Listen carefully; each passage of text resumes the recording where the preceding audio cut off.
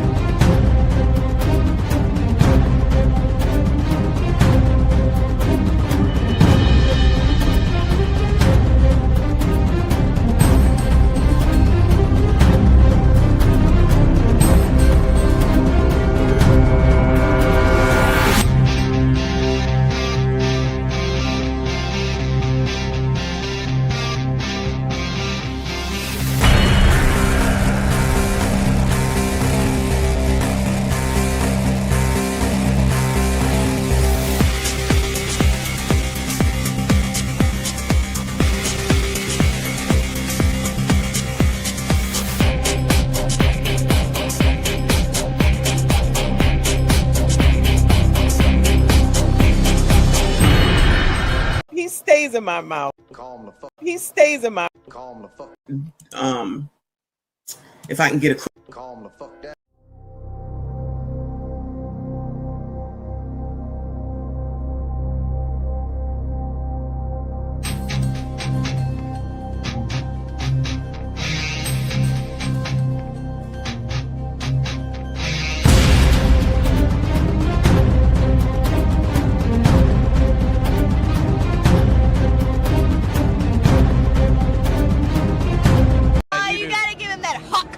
Yeah, that brother Star. You gotta give him that huck. Yeah, that brother Star. You gotta give him that huck. Calm the fuck down.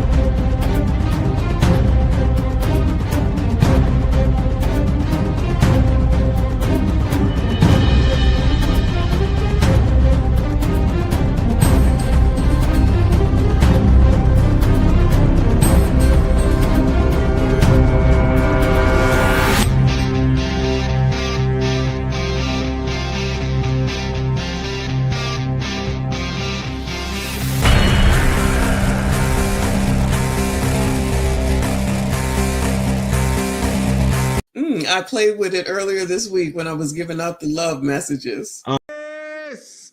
That is disgusting.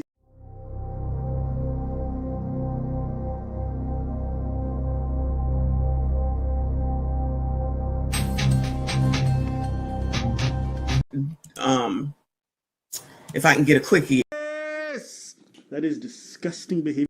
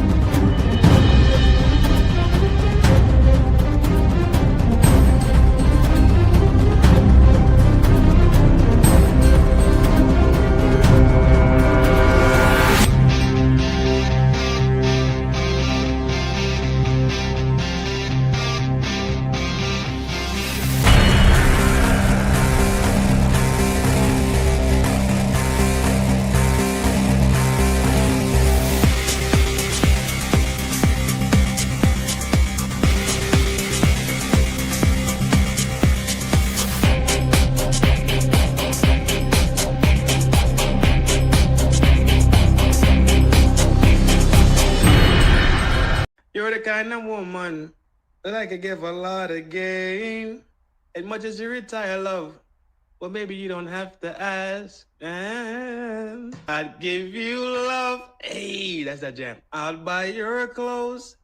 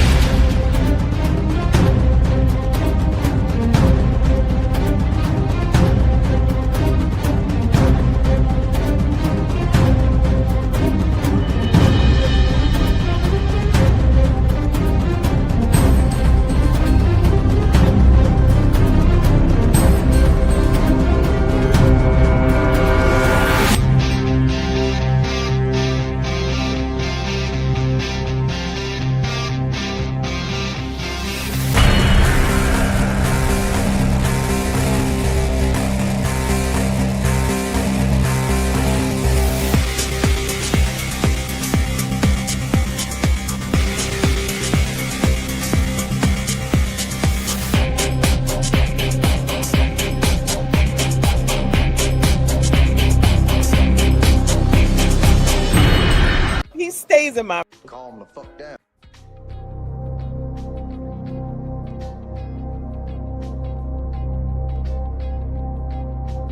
And I got to give it to you a little bit more. What? What? Tonight. What? I played with it earlier this week when I was giving out the love messages. You played with it? What did you say?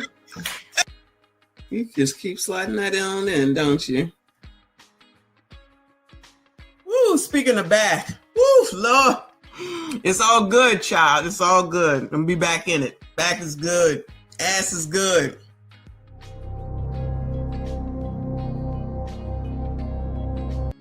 Sorry, I don't understand. Cause they say can't hang. You know what they say? See a broad to get that booty act 'em. Leg her down or smack 'em, yak. I'm sorry, I don't understand. Cause they say can't hang. Oh, stewardess, I speak jive. Oh, good. He said that he's in great pain and wants to know if you can help him. All right, would you tell him to just relax and I'll be back as soon as I can with some medicine. Just hang loose, blood. She's gonna catch up on the rebound on the med side.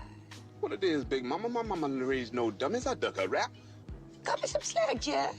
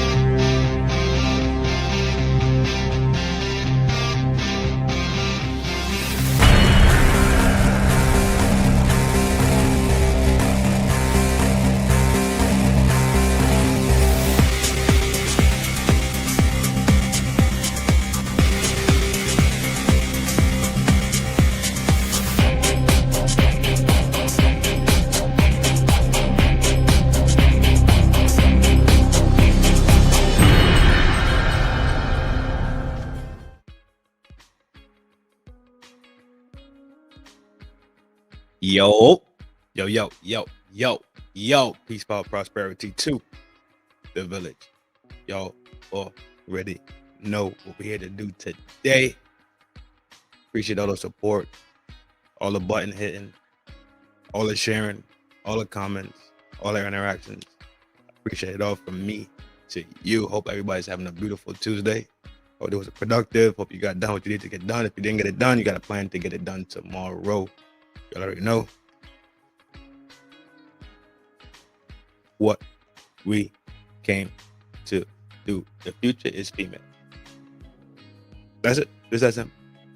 Figure it the fuck out. You heard? What's got on my mind today? I don't know.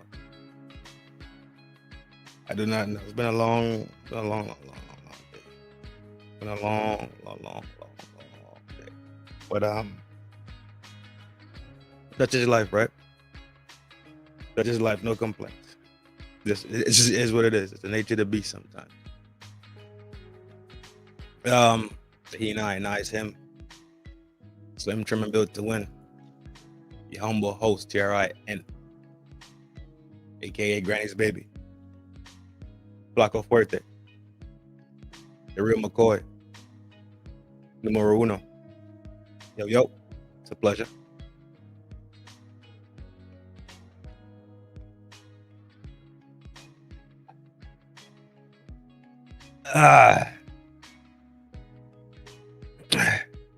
Let's go. I really don't have nothing to talk about today. My brain is all fuzzy right now. All kind of fuzzy. I don't know why. It's fuzzy as shit. I was good till like an hour ago. My brain just got scrambled. But we good. We rolling. You heard? Screen. Boom, boom. Nugget lesbian. Do not let her white explain to you. We don't hate anybody. We love big booty Latinas. We love big booty Latinas. We love big booty Latinas. Big booty Latinas get to stay. Yeah! But only the big booty Latinas get to stay. She's a short chicken McNugget lesbian. Do not let her white explain to you. We don't hate anybody. We love big booty Latinas. We love big booty Latinas. We love big booty Latinas. Big booty Latinas get to stay. Yeah! But only the big... Wait, what?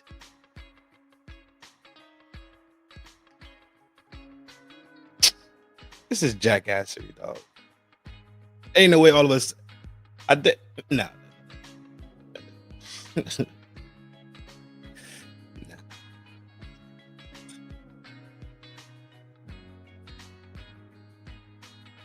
Idaho woman is considered a medical miracle. Laura Esterman was struck by lightning nearly a month ago, and she was considered officially dead. Thankfully, CPR from her mom revived her heart, but she laid in a coma for 2 weeks, and then she defied all odds and woke up.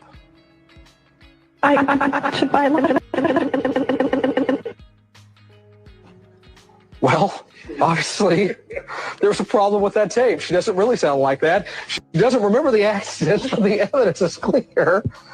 I am so sorry. Laura's learning to walk again after the lightning burned her legs, and we'll have more on that story and hopefully get that tape fixed for you. Idaho woman is considered a fucking jackass, man. Yeah, we definitely slow rolling today, man. Today's been long. It's just It's been eventful. That's the best word for it. That's the best word for it. Eventful. Bunch of. It's been eventful. That's it. Non-stop shit, just constant. My brain's a little scrambled, man. I'm trying to decompress with. You heard? I guess it's me and you hanging out. My ninja. Let me get shout out to the ninja.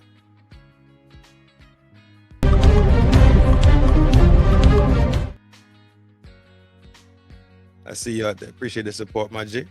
Hanging in there with me. Absolutely.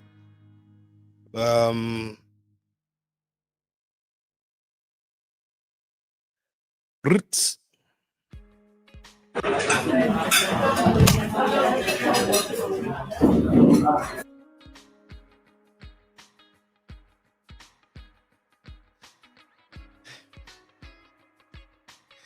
Reaper, what up, my G?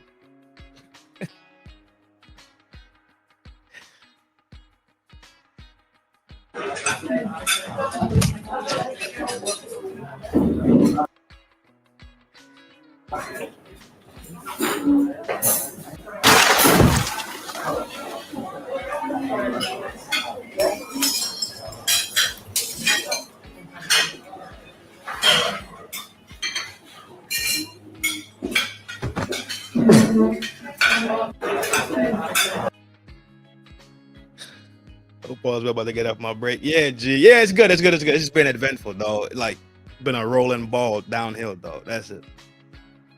It's been a rolling ball. It's just been crazy as fuck. But yeah, for sure. Absolutely. Appreciate the support, my G. You already know.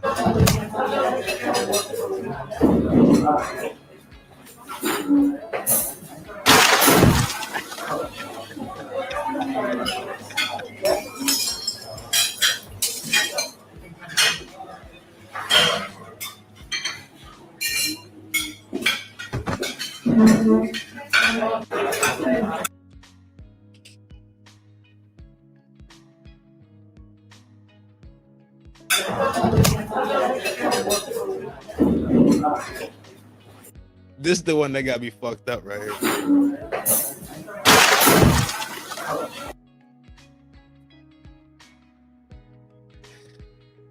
Oh shit, Lord have mercy on my soul.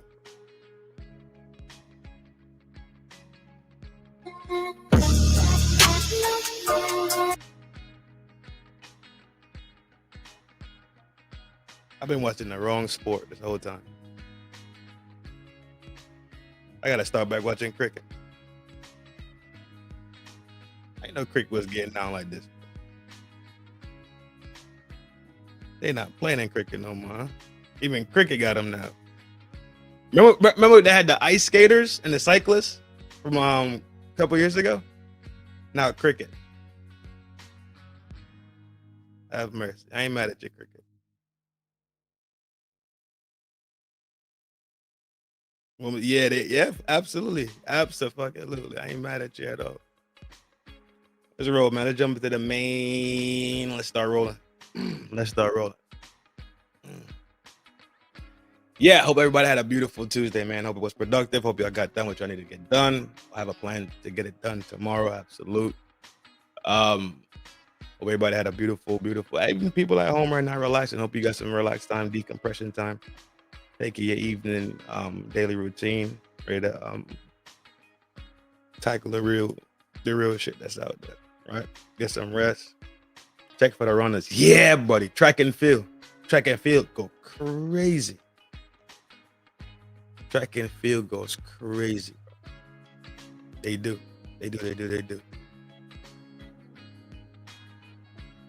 But we got another JP video today. The future is female, bro. I'm telling you.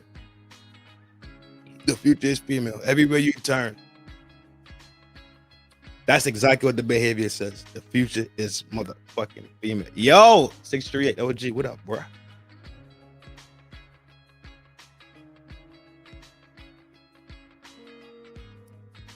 Absolute, my G. Hope all is well over there.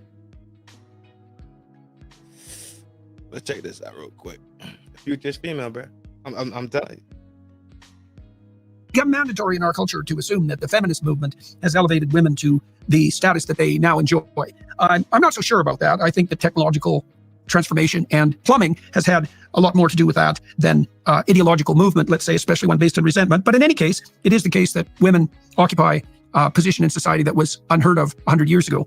There's a downside to all of that. And the downside appears to be the mounting unhappiness among young women, the precipitous decline in birth rates, the collapse of marriage as a social institution, and a spate of childlessness among young women, as well as the feminization of our institutions in a manner that often borders on the pathological. I discussed these issues today with Megan Kelly, a woman who's married, who has children, and who's had a stellar career. And we attempted to sort through these thorny issues and come to a conclusion about how men and women might conduct themselves in relationship to one another and what the consequences of that are for the way we think about ourselves in society. You've had a very successful career, and I'm kind of curious about how you've balanced your life and your work and how that's worked for you and what advice you would give young women who are apparently struggling quite radically. Now, young men have their problems, and there's no doubt about that, but I think it's something in the neighborhood of 50 to 60% of liberal young women in particular between the ages of 18 and 34 who suffer from at least one diagnosable mental disorder, for example. And, when polls show pretty consistently that since the 1960s, the average self-reported happiness of young women in particular has declined, and quite precipitously. So let's start with that. Well, I'm not surprised to hear those stats about liberal women in particular, because look, I see it with my own daughter who's 14. The schools today try to exploit young girls and young women's empathy to bend them to their democratic norms. They try to impose all of their left-wing viewpoints on these young girls by tapping into the empathy vein. If you don't support Black Lives Matter, you're racist. If you don't support trans girls, meaning boys, playing in girls' sports, you're a bigot. They're bullied. Don't be a bully. Be a nice girl. That's how we've been raised for time immemorial, to be nice girls who get patted on the heads. And you're not a nice girl if you're a bully or a bigot or a racist. So I'm not surprised at all that girls who don't get inoculated against that kind of thinking at home, who go into any normal school system, will be indoctrinated in that kind of thinking, and will wind up very unhappy, because her natural instincts will be to fight against things like watching a boy take all of her blue ribbons, but she's been told by all the people she respects, in the school setting at least, that she's a bad person if she objects to that. And I think that incongruous feeling leads to unhappiness. I think the reward system of K through 12 and college education right now is for people who play the victim. And so much the better if you could actually be a victim. That would be terrific. You will be celebrated. You will be the cool one. You'll get the snaps from your fellow classmates and your professors. Writing your college essay about what a happy childhood you had and your intact family that supported you and loved you along the way will not get you in anywhere, maybe 3 universities in the United States. But writing about the destitution derby that you have suffered from 0 to 18 can open doors that would otherwise be closed to you, especially if you happen to be a white person, a girl or boy. So all of the incentives are set up in a very backward manner. And I think the other problem facing young liberal women is young liberal men who, by and large, are being turned into these, it's derogatorily referred to as soy boys, but I get it. Like, they're taking the masculinity out of our young men and then telling them that's the only way that they're going to be accepted. And especially young liberal men are buying that and walking around in Birkenstocks with their Starbucks, being quick to cry at any emotional wound. And crying's not, that's fine, you can cry as a man, but most women would like somebody who doesn't do it all the time in response to all emotional upset. They prefer the hunter-gatherer types. And so these young women I talk to on college campuses are looking around for a man who will protect her, who will help lead. This is conversation that we have every day on a normal basis, right? This is behaviors that we know to be true on an everyday basis. Now, mind you, what she's referring to is society changing itself. Now the majority is acquiescing to the minority. 99% of the people walking around the planet are now acquiescing to 1%. When has 1% of the people ever made the majority acquiesce to that?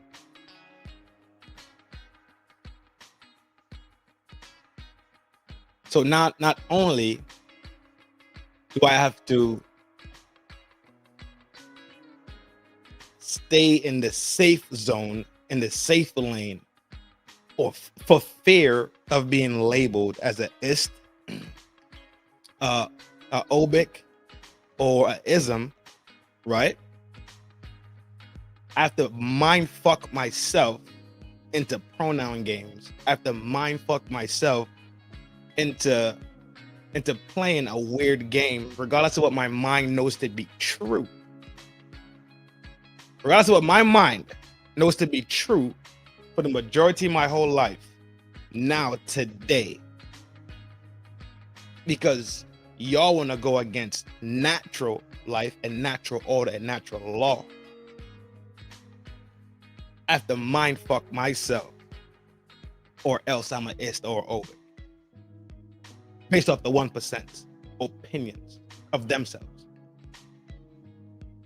Since when? That is unhealthy. That is unhealthy thinking. You are lying to yourself consciously. What do you think that does to you subconsciously? It starts to distort the other truths that you have stored in your mind to be actual truth. Who is not afraid to enter hand-to-hand combat if necessary, or just rhetorical combat if necessary, and who, while he treats her as an equal, will put his coat over her shoulders if it's a cool night out, will absolutely protect her if somebody messes with her on the street, will, like my husband does with me, gently move me to the side that's not facing the traffic along the road. Just those small little things that a man does for a woman, and women have a different list that they do for their men if they're in a kind and loving relationship. And instead, what they're getting is somebody who wants to braid each other's hair, which would depress you and make you question the whole experience. Yeah, well, it's not surprising, I suppose, that the boys are turning in that direction. You know, I met a young man in a restaurant a while back. He wasn't looking too bad when he approached me. He was a waiter, and he said that he had started listening to first Ben Shapiro and then me 6 years ago, something like that. And that prior to that, it was his proclivity and his friends to compete with one another with regard to their victim status, let's say, and to present themselves as radically feminized to the young women that in principle they were with.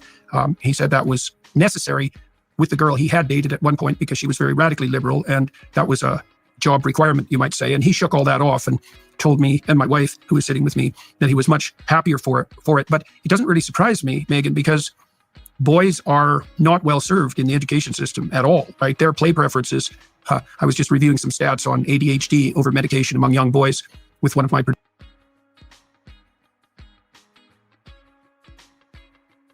But then they act confused, and they act like they don't know how males versus women are treated in school. And it's all for gimmick and game. It's not the reality, right? RBN, what up, boy? The future is female. The future is that. They act confused. But let's be honest and real. When they stand up crying about shit, it's men that go fix these fucking issues. KDJ, what up, boy? Men go fix these issues in society. They don't. They don't have the power. They have not done the work to sit in slots that have the ability to change these things. If you understand what I'm saying.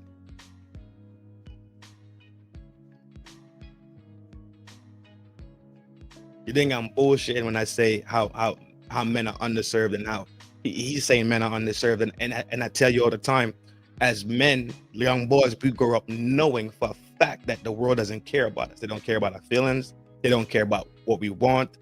They don't care. Shortcomings, don't care. Hard times, don't care. The world is not made for compassion for men. The world is made to have compassion for women, girls, and children. Do you think that you need to apologize on behalf of your race or gender to the general population? Probably not. But in this school in Australia, apparently they didn't get that memo. This article points out that Brouwer College in Warrnambool in Australia, and I probably pronounced that really horribly, they forced boys to apologize to female students because of sexism.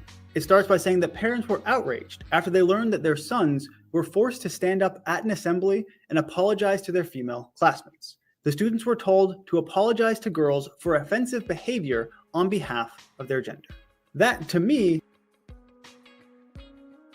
One more time. Let's play it one more fucking time. Because y'all not really... There's no way y'all heard that shit correctly.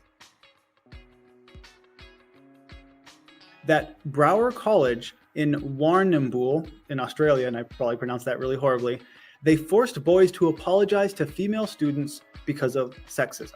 It starts by saying that parents were outraged after they learned that their sons were forced to stand up at an assembly and apologize to their female classmates. The students were told to apologize to girls for offensive behavior on behalf of their gender.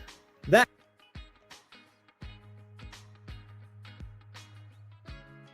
they forced the boys to apologize to the girls because they're boys.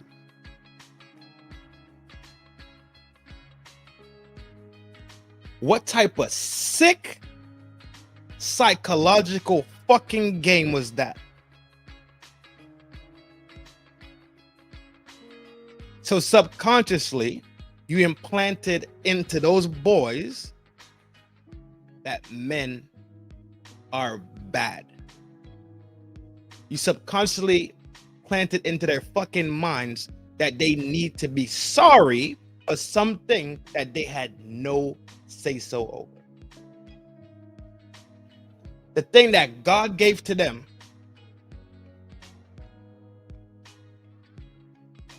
is something they need to apologize for. Simply for being fucking born.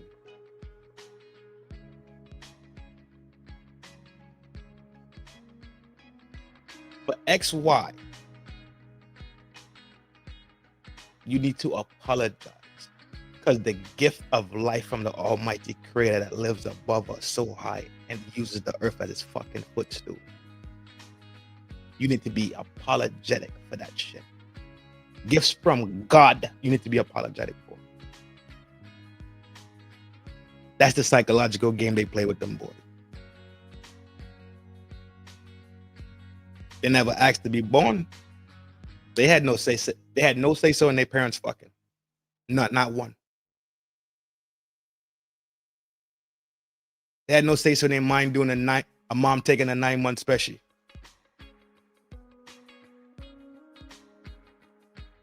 Now they here.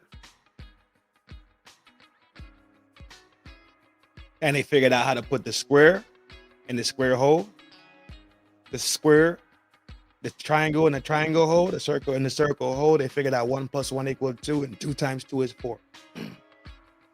They figured out that 10 divided by 5 is 2.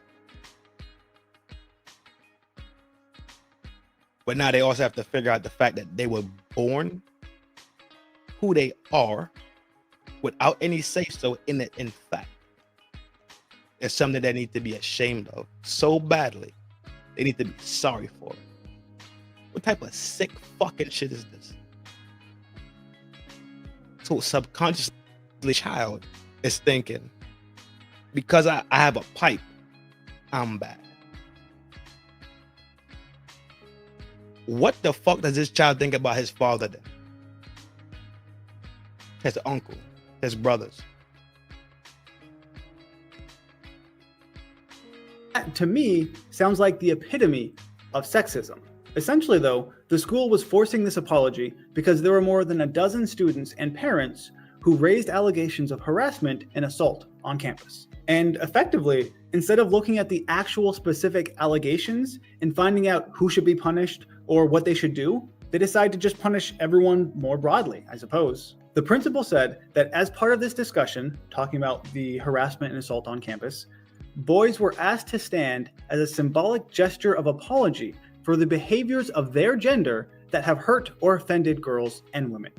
In retrospect, while well So at that time, you're going to tell them to apologize for making laws that protect women? Tell them to apologize for the police officers, which are mostly what? That show up on the scene and protect who? For the firefighters that jump in what? Trucks that who made? To tote water to your house that who made? To put out the fire to save whose life?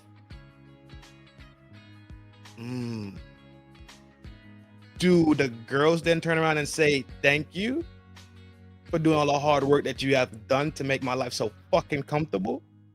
Are they going to say, you know what? Y'all did write law and legislature to make us safe and protect us.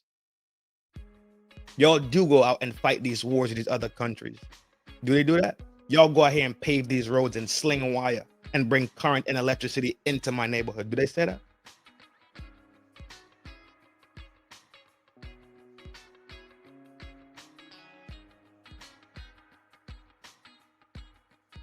Upward man, I know what you're talking about. There's nothing good. This is the idea that they're trying to instill. Man, bad. Regardless of how far we could look back in history. MP, what up, G? I saw you slide into the town square. Big salute. You already know what to do. There's no talk or conversation about all the great things that men have done in this fucking world when it comes from getting jiggy, butt naked, fucking nasty on somebody else's soil, coming back with your face to your ankles soaked in fucking blood, to sitting down in parliament in these big ass motherfucking rooms to write legislature for the benefits of SNAP, Section 8, childcare. No thanks and no praise for that. But still, men, bad. Man, evil. So if you automatically say man, evil, what does your brain subconsciously do? Your brain subconsciously does comparisons all the time. Right? You comparing shit. Left, okay, go this way. Oh, they say right? Okay, I know it's this way. You're comparing the two. You have to have a left to have a right. You have to know what a left is to know what a right is. You have to have an up to know what a down is. Right? Polarity, law of polarity, right? Things stand opposite each other and complement each other, but at the same time, one has to exist to have the other one existing at the same time. Check this out. So what you're saying is, man bad, man evil. So what does the brain immediately do? Woman what? Woman good. Woman nice. Woman, what we notice to not be absolutely fucking true, do we not? It's an individual thing. There's good people and bad people anywhere on this plane as long as people exist.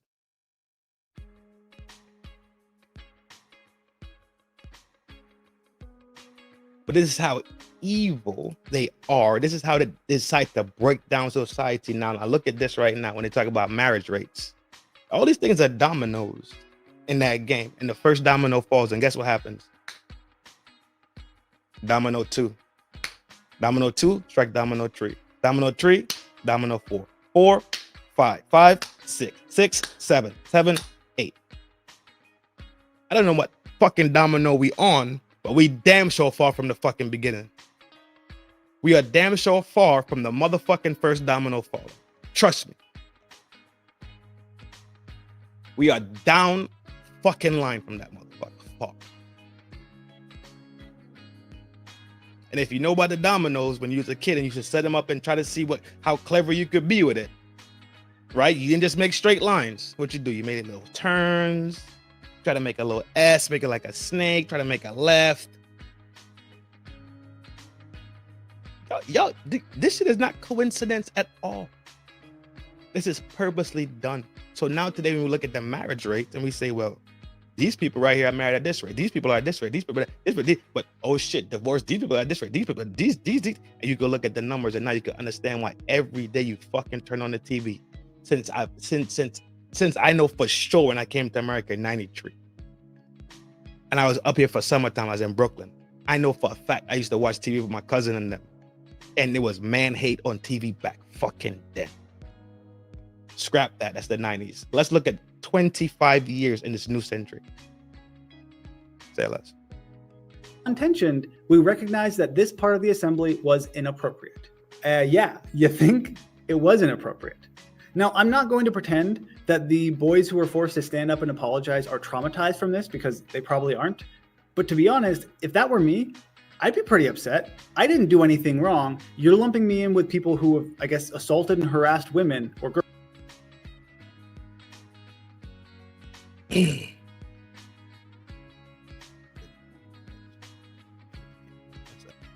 The first step across the board. The first step across the board is self-discipline. I absolutely agree with that. Second step would be the just like how you wrote it. I agree. Discipline. 1, 2, change the marital laws. Because if we decide to pack the fuck up and go somewhere else, it's gonna be hell to pay in this country. That's just the honest truth. It's just the honest truth.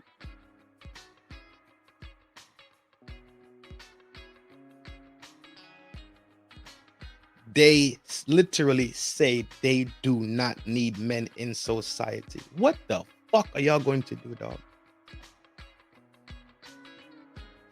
That's how comfortable shit really get out here in the fucking streets, right? Dojo, let's go.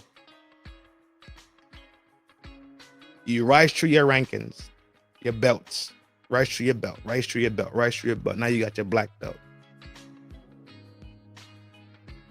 First degree. Master says you a bad motherfucker, G. Tell you what, you've been teaching class since you was a green belt, a brown belt. What's that? Brown? Purple. You know what? I'm taking a month off. You got it. You know exactly what to do. You know how to train, whatever case. You come back. He raised 4 pups under him. So now he got them teaching little corner classes, right? He watching them. He big dogging shit. You say, you know what? You get your second degree. He's your second degree. You go on vacation again, you come back. The whole dojo rocking. Y'all ready to go to that shit Cobra Kai and get jiggy. Y'all ready to take Cobra Kai down, right? So you know what? Third degree. I couldn't even have to show up anymore. But you start smelling yourself because you got your third degree. Black belt, 3 slashes, big dog shit. You start to challenge the master, and the master will always defeat you. Ain't that true? You could never defeat the motherfucking master. When you know the answer to that fucking question, then you can comprehend a lot of shit. When you figure out the answer to that, why could the grasshopper never ever beat the master?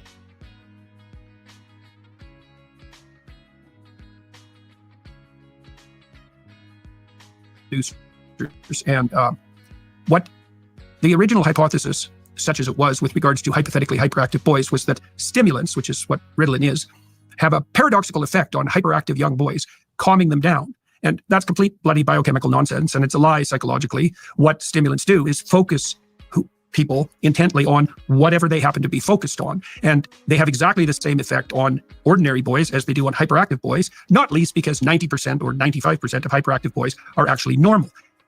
Stimulants suppress play behavior in animals.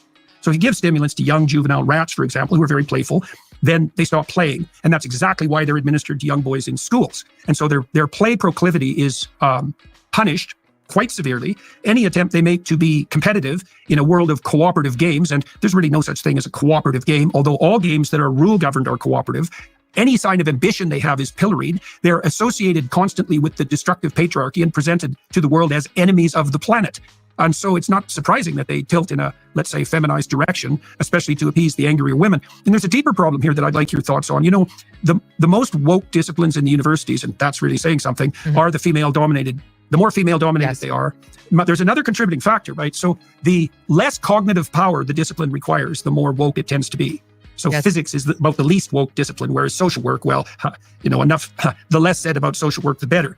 But so we have an issue here too, because I have a suspicion. You tell me what you think about this, because I'm very curious, that the default female ethos, let's say, is nurture. This isn't really a radical idea, I don't think, is nurturer to infant. And in the absence of managerial training, let's say, or rigorous mentoring in the operation of large-scale organizations, every situation turns into an infantilized family. I mean, and it's become absolutely preposterous in universities. I mean, the faculty, to their own discredit, have been infantilized by the administrators. You know, we have never seen a large-scale incursion of women into large organizations prior to the last 40 years. That's never happened in human history. And we have no idea what the social psychopathology that would be associated with that, as well as the positive benefits. We have no idea what the social psychopathology might be, but the infantilization of everyone and everything might well be it. And so I'm curious about what you think about that. You know, there is data, for example, that women prefer male supervisors. So that's one, you know, it's not overwhelming. It's not overwhelming data, but what? I wonder why would a woman in the workforce, let's say it's corporate, let's say she's working at Wells Fargo, and then Wells Fargo, she's the manager on the floor that does, let's say, fucking audits for the whole state. Her floor does audits for the whole state. They go around year round, do audits on all the banks, the whole state.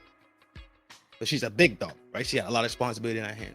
Why would she still then, knowing that she has women working for her and men working for her, right? Why would she still want to prescribe to the ideology of working for a man?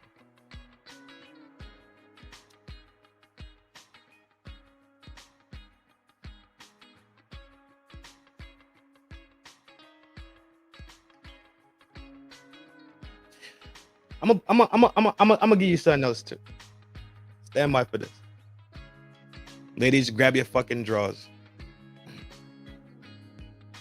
Remember the first motherfucking time that Hillary fucking Clinton ran for fucking president?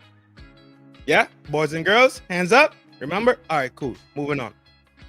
The first motherfucking thing that was whispered about and joked about and laughed about was what? What was the joke? What was the joke? What was the joke? What was the joke?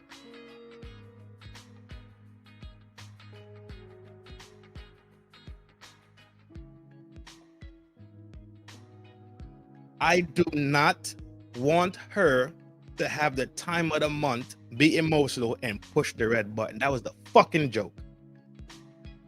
I'm listening. Tell me I'm full of fucking shit. That was the running fucking joke across every single fucking neighborhood, in every single suburb, in every single fucking town, in every ghetto, coast to coast. Women subconsciously know what the fuck women really do. But out in front of everybody else, when they outside, you know what they're gonna do? Try to form vagina Voltron. They're gonna try to have the hold on. I gotta fuck around. Let me fuck around with the fuck arounds real quick. The sisters! The sisterhood!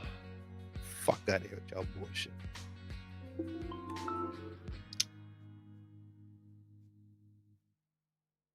That was the running fucking joke. Tell me I'm full of fucking shit. Tell me I'm bullshitting. That was the joke. I do not want her to be on the rag and then do what? Push the fucking red button and we all end up in war. That was the fucking running joke. Thank you, Upward Man. Thank you. That was a fucking running joke. Why? Why would we have this thought subconsciously, so subconscious that it became conscious, so conscious that we fucking spoke about it? Huh?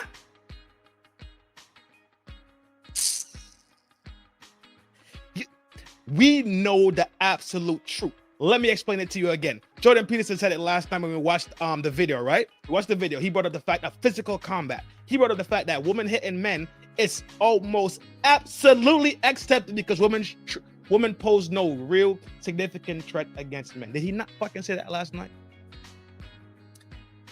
We know that as a social sense.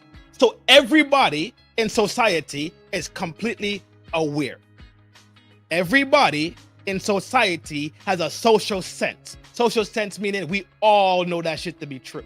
We all have this truthism about something, right? That we know it to be real. We know it to be exactly fucking correct, right? Track it, boom, moving on. Other part of that was, we know if the man was to become the aggressor and strike said woman, the social sense would be what? Exactly. But we so socially sensible that all of a sudden today women could walk around here and say they don't need men and the future is female.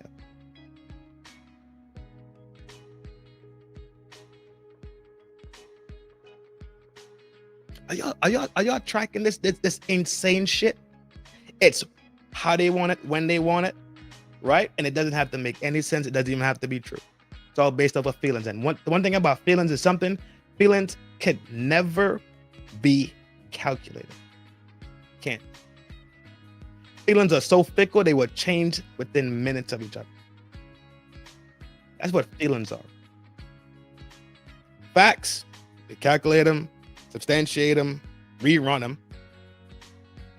check them, fact check them again, walk, just like when you do maths, right? When you do maths in school, what they say, maths works forwards and backwards, right?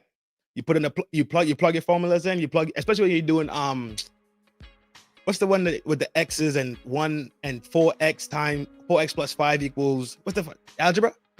It's algebra. Yeah, algebraic equations, yes.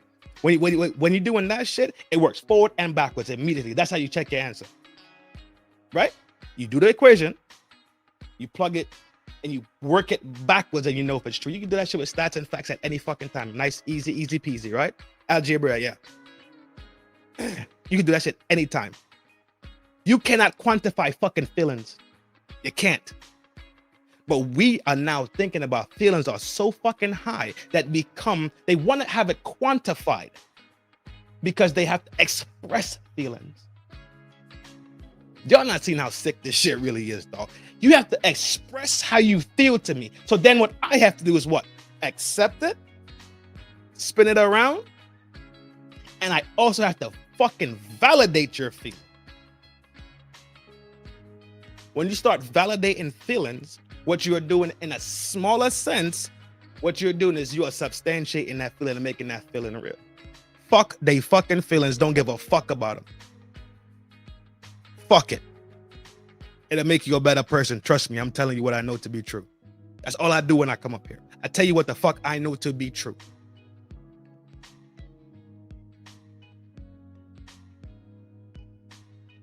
Go ahead and quantify feelings for me. I want all of y'all tomorrow, every fucking feeling you have, write that shit down in your little notepad, because I have a notepad at work. I got two. I got the show notepad and I got my work notepad. Every feeling I have tomorrow, I'm going to write that motherfucker down and I'm going to quantify it. Y'all do the fucking same and let me know what you come out with.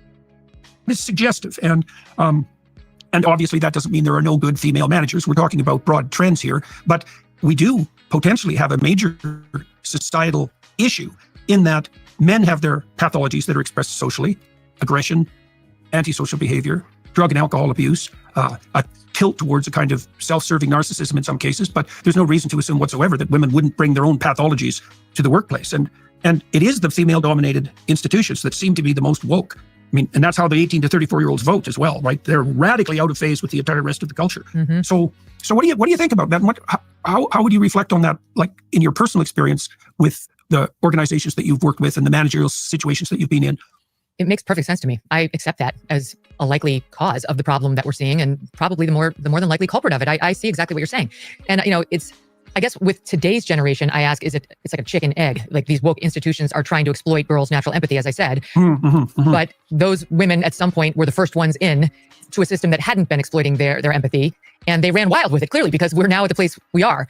And I see it being done. We just played videotape on the show today from peak BLM, right after George Floyd. Oh, yeah. The riots everywhere. And one of those infamous videos where BLM members got up in the face of, it happened to be a woman of color, she looked Latina to me, sitting there trying to eat her lunch at an outdoor cafe. And the BLM crowd was moving in on her, standing over her, screaming in her face, trying to get her fist up to say Black Lives Matter.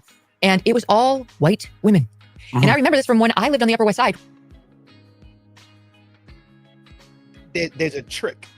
There's a trick. And the trick is, while I demonize you, I'm the real hypocrite.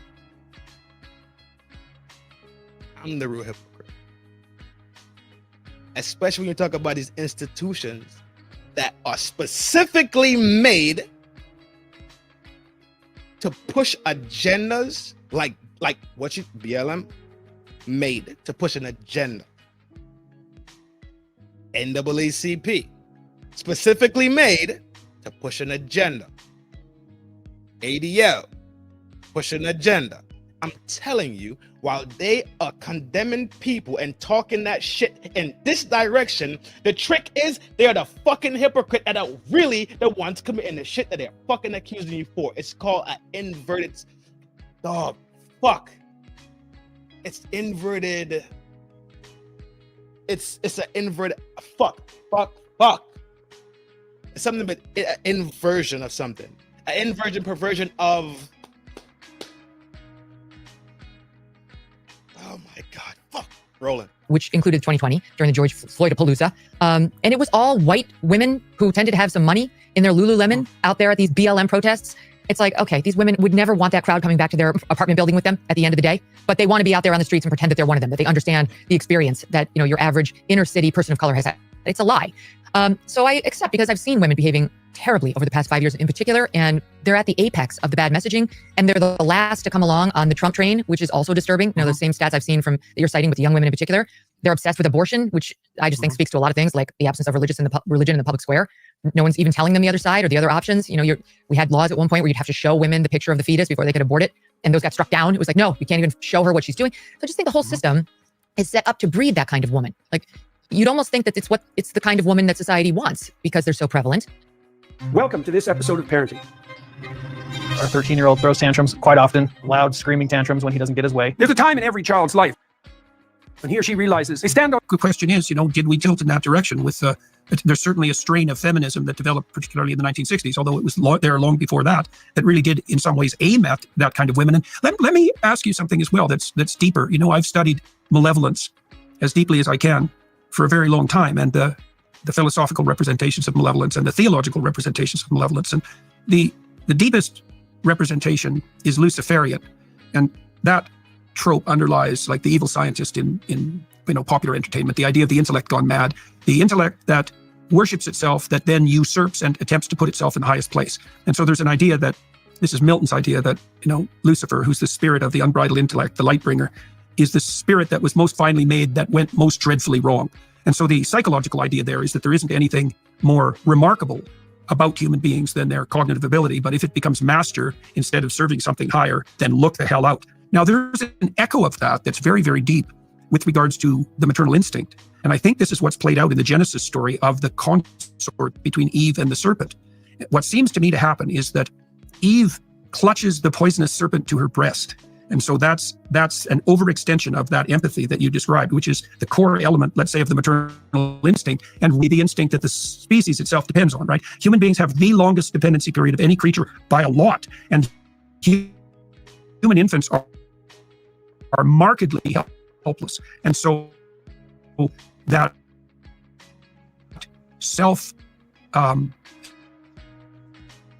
the maternal instinct is absolutely fine. Its domain, so that, for example, that infant-mother bond isn't attenuated as the child develops, then there's nothing that's more devouring than the mother. That's the story of Hansel and Gretel, right? They go out into the forest, chased there in part by the fracturing of their family.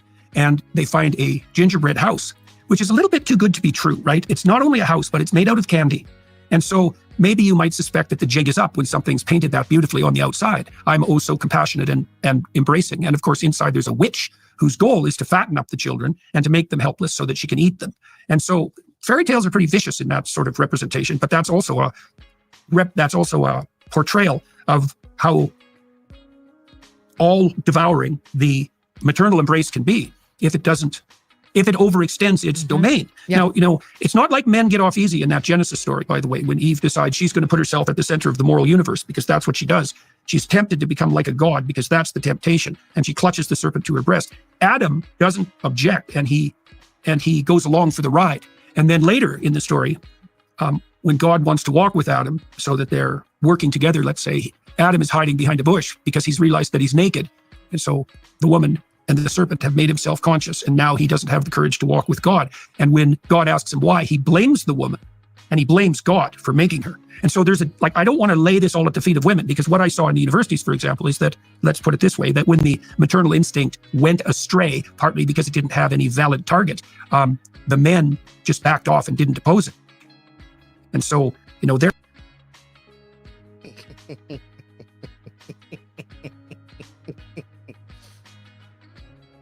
He's probably one of the best artists we have walking the planet right now. He's probably one of the best artists we have walking the planet. I stand by that shit. I don't give a fuck. I'm anchored and gravitated in that fucking. I don't care what nobody says. The man is a thinking thing, bro. The man thinks. He uses metaphors, he uses analogies, similes. He parallels things, right? To make him digestible for any audience. He's very good. Like right now, he's just doing a show. So you see, if you check from last night, his vocabulary was very, let's say, circumcised last night, because he was entertaining the audience. But here he has no audience. It's just him and Megyn Kelly. I think she's good looking too, low key. I think Megyn Kelly is kind of good looking, low key. Moving on. But now he has no audience per se. The audience is the world. This is gonna go out on the net. You smell me? So his audience is now the world. So now he puts it in your hands. If you can't track my vocabulary, he might expand his vocabulary words. You use different words in different, not just the word itself, but how he constructs a sentence. It might be two words back to back that you have to get the dictionary, figure out this word, listen to the sentence again, and put it all together, make it flow. He could do that right here. You know why? Because the audience is the world. When he was in the classroom setting on the video we watched last night, he knew exactly how to exchange, right? Which is something very important to people who are orators. It's something very important for people who are scholarly and they're teachers, right? People who are in the education business, the people who are in the scholastic business, shit like that. You smell me? That's a very important skill for them to have. So big shout out to you again, my G. Big salute. They're complicit in this disintegration, but we do have a problem on our hands that's not trivial. And we also see this reflected in a growing political divide between young men in particular and young women all across the world, right? Young men are becoming more conservative. Yeah, I know. Young women are becoming more liberal, and they're also not finding each other very effectively. The political, who would have guessed that, so we got two problems. Men and women both have the vote. Now, does that mean they're political enemies? Because that's certainly one of the things that appears to be happening. And then we have the mass migration of women into workforces of a size where empathy cannot be the regulating principle. I'll give you one more example, and then I'll turn it over for your comments.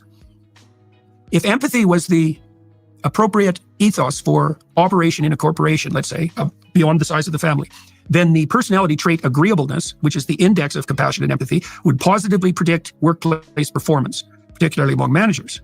But it isn't agreeableness that predicts. It's conscientiousness, which is a cold virtue that typifies conservatives more than liberals. Big organizations run on raw cognitive power and conscientiousness. They don't run on empathy. Little bitty families run on empathy, especially when there are infants, but that doesn't scale. And I actually think that's why the personality trait conscientiousness, which is diligence, orderliness, industriousness, it's associated often with patriotism and more conservative values. I think that's why it evolved, because empathy does not scale, because everyone isn't a big, happy family. And once you exceed kin group size in your organization, you have to turn to a different ethos. And listen to what he just drew. Look at the string he just drew. He took it from here and put it right here. What did he just say? The traits of whatever fucking word. I can't remember the word he used, but pretty much the word is being competent, right? Conscientious, that's the word. Conscientiousness aligned with the Republican view as to where empathy tends to lie with what view. If conscientiousness is aligned with conservative views, then what the fuck would empathy immediately align with? We just talked about subconscious comparison that your mind makes. We just talked about this a couple of minutes ago. And what fucking comparison did your mind just make subconsciously? Somebody write the fucking word in the chat. If he just laid it that way, then what does the empathic side of life lead to?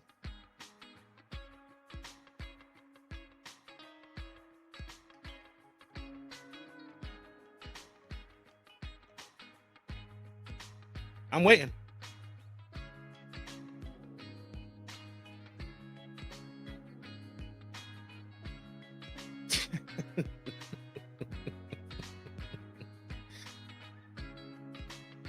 What the fuck he is saying is the shit that we fucking saw for our fucking selves. Barack Obama came into fucking office. What the fuck was one of his running fucking tickets?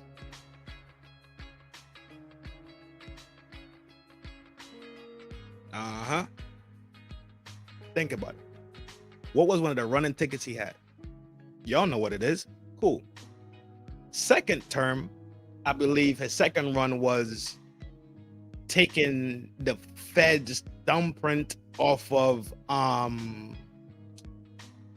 what was it, the dope? I think the second one was taking his thumbprint, the Fed's taking a thumbprint off the dope and bringing it back to states to regulate their own dope scheduling. First one was what? I stand for same-sex marriages because these people are human. They appeal to the empathic side as Democrats as to where the fucking Republicans appeal to fucking order, structure, and competency. That's what the fuck he is saying. Wake the fuck up. Stand up in the back of the fucking class if you're sleeping. That is what the fuck he just drew the string to. Think about the comparison point. If the fucking conservatives lean on the point of conscientiousness, then what the fuck is left when you have empathy? Then you have the fucking Democrats. It's just that fucking simple. But we already knew this because we saw it already. But guess what? Everything you fucking see and everything you know to be true, they turn around and tell you what? Fucker.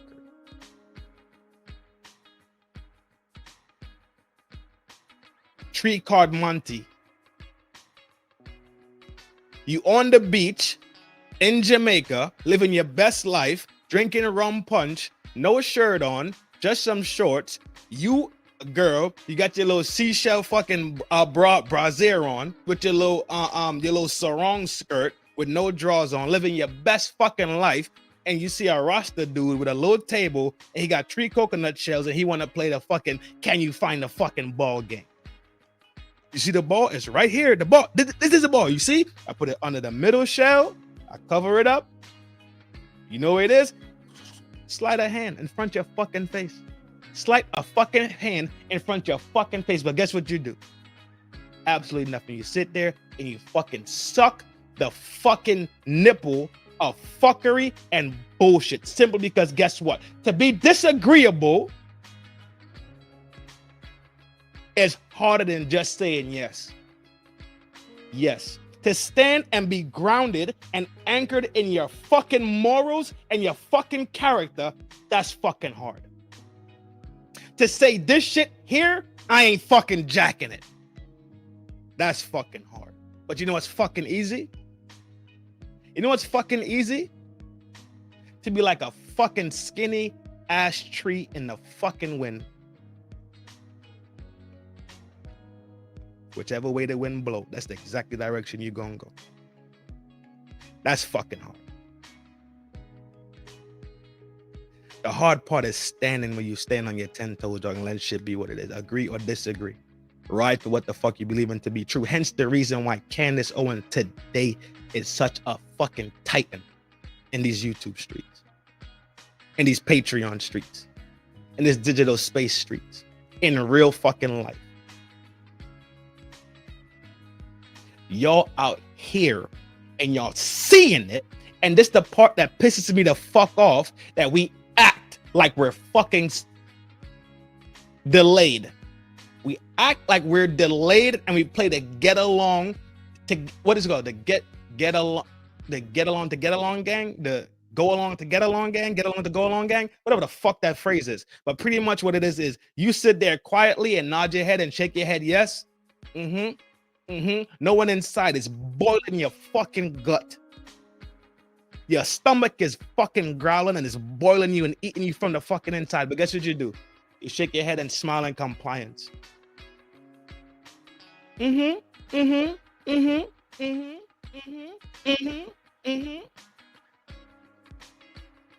Because you just want to be with the gang because the gang said so. Y'all don't park that shit the fuck out somewhere. Don't park that shit on my street and don't park that shit in the town square. The fuck from around here, G. It's going to take men, just like he fucking said. He blames Adam because Adam did what? Adam bowed the fuck down and blamed God and the woman instead of standing strong and say, I fucked up. Adam didn't stand strong in the first place and say, no, you goofy, long-haired hoe, you wrong.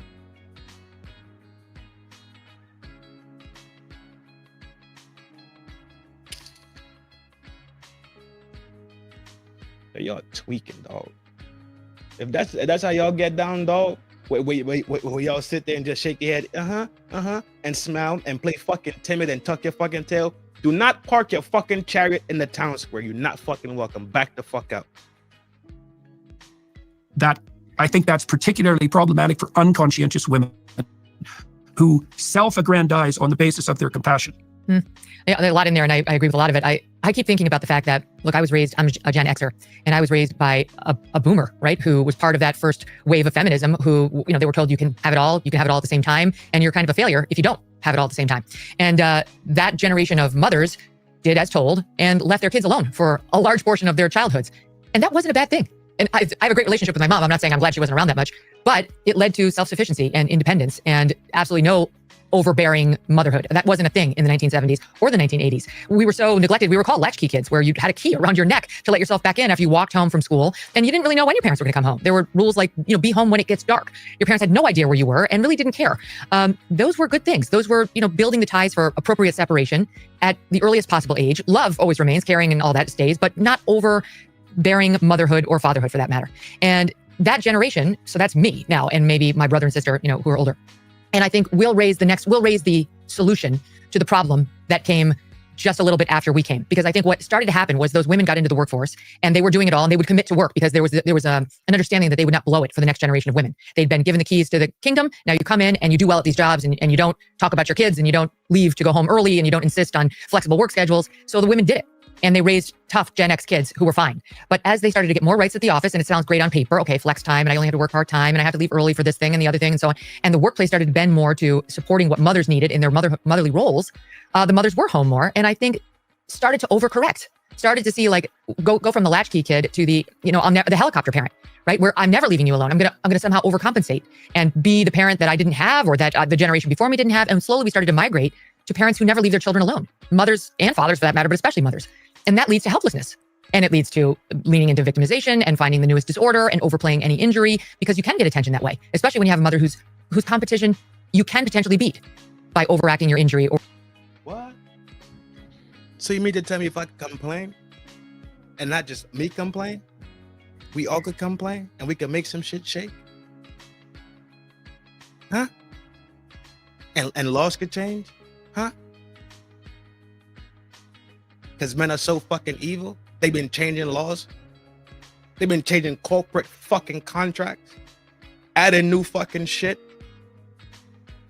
Back in the day, you get knocked. I guarantee fucking to you. Back in the day, when you get knocked and a 9-month special show up, and you get that that family time home and that a baby vacation and all that shit, I guarantee you the time that they were getting 30 years ago is much fucking less than the time as much fucking less than the time they're getting now. I know for sure now they're getting more time when they get a 9-month special. I'm not fucking asking you. I'm fucking telling you. I don't have to ask you this. I'm telling you this. I'm a supervisor at my fucking job. I'm telling you because I fucking know this to be absolute fucking true. As true as you see me right now talking to you. That's how true it is.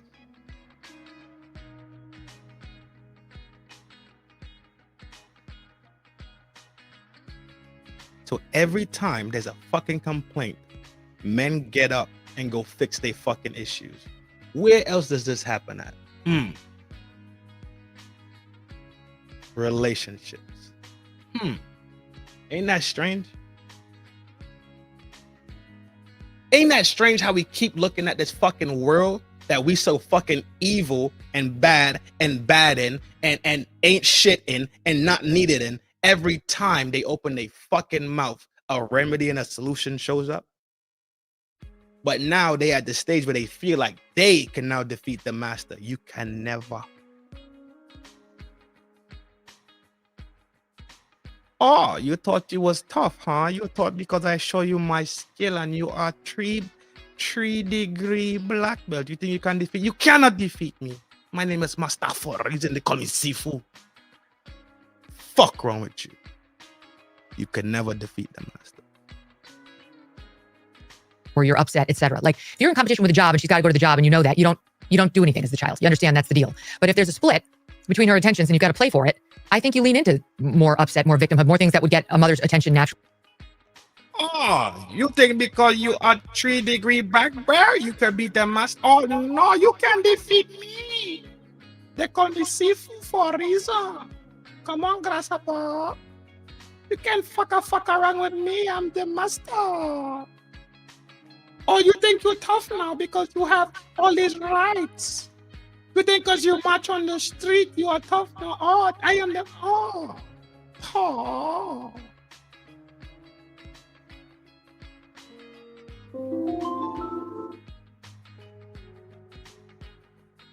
Look how egotistical that sounds. Hint of narcissism, would you say? That's how highly you think of yourself. Not comprehending that every time you open your mouth, the problem was fixed by what? The same thing that you swear to God that you hate and you want to complain about. The problem that you have was fixed, and the issues that you have are attended to by who? The same people that you swear to God is motherfucking evil. But the female is going to run the future. Tracking.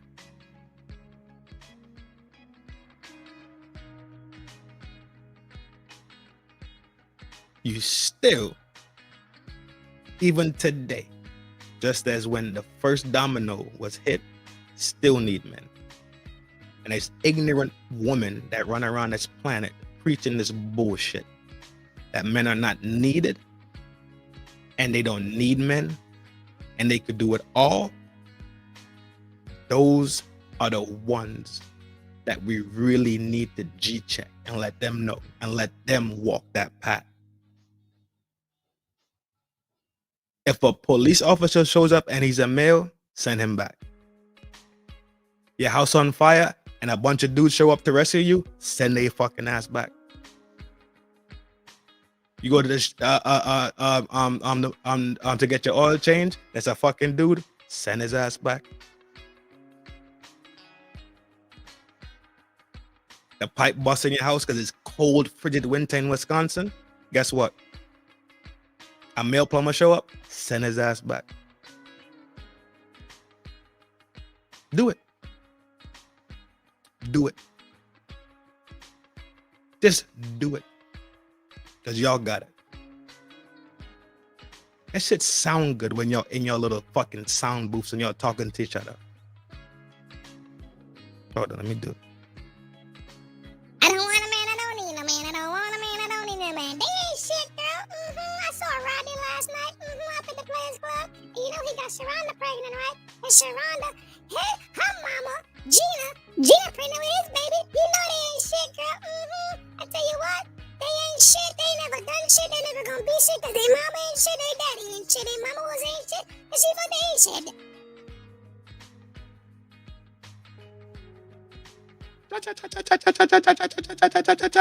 All that shit sound good when y'all together. It all sounds good. But remember I brought up social sense and social truth-isms? We all know that shit not to be true. Every single functioning human being, regardless of its chromosome, regardless of what it dressed like, regardless of what the fuck it smelled like, know that to be a social truthism, and it's grounded in facts. For thousands of years it's been that way. This new thing where you want to change shit because you feel a certain way means zero to me, and I hope it means zero to a lot of people.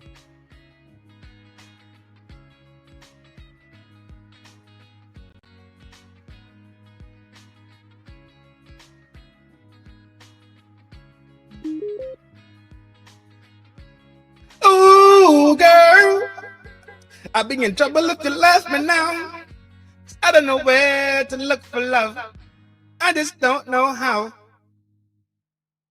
Hold on, let me turn the echo down. Ooh, girl, I be in trouble if you left me now. I don't know where to look for love. I just don't know. I'm glad I came up with the idea to buy a microphone and start using it.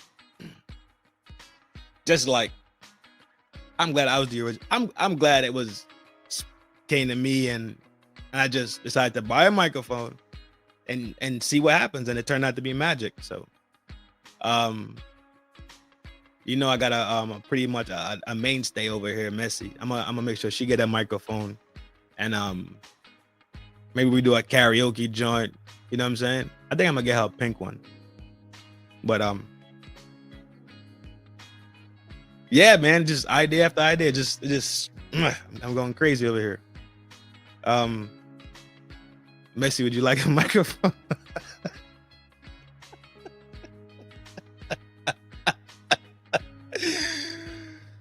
Oh, have mercy on my soul, G. Messi, you got mental issues, dog. I'm telling you. But take a pause from Jordan Peterson real quick. Same topic though. Same topic. We're not.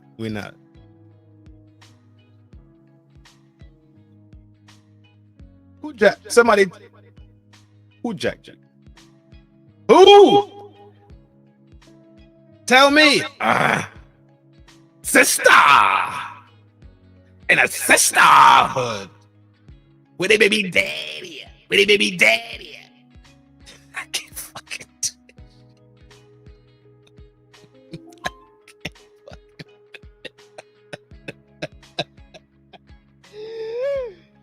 Oh fuck. Don't try to. No, I'm not dropping the link to the stream so you can pop up here and talk about, oh, this what we. Nah, fuck that. We ain't doing that over here. This is the town square we get down.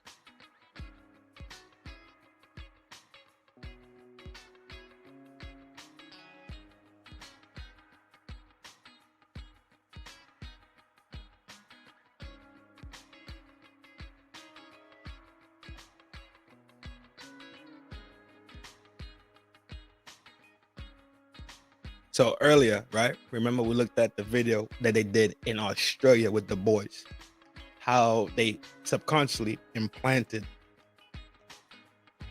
that negative stigma, that stain about men. Remember, now this is back here. You see, it says ET at the bottom. This is ET, so you know what this is. This is America. America, fuck yeah, right? This is America. So, pay attention. Pay attention. Pay attention. Pay attention. Listen to this shit. Australia isn't a real place. Dog, I saw that that CT. Dog, I about fell slap out, dog. Because I know people from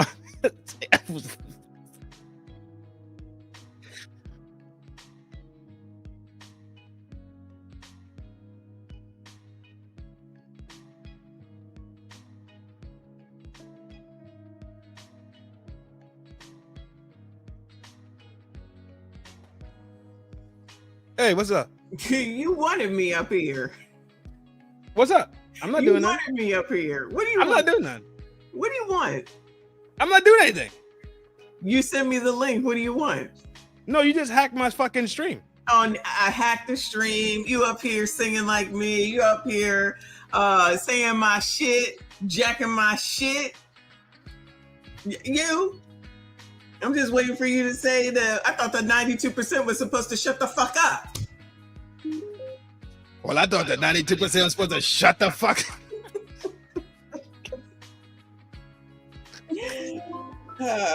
You like that?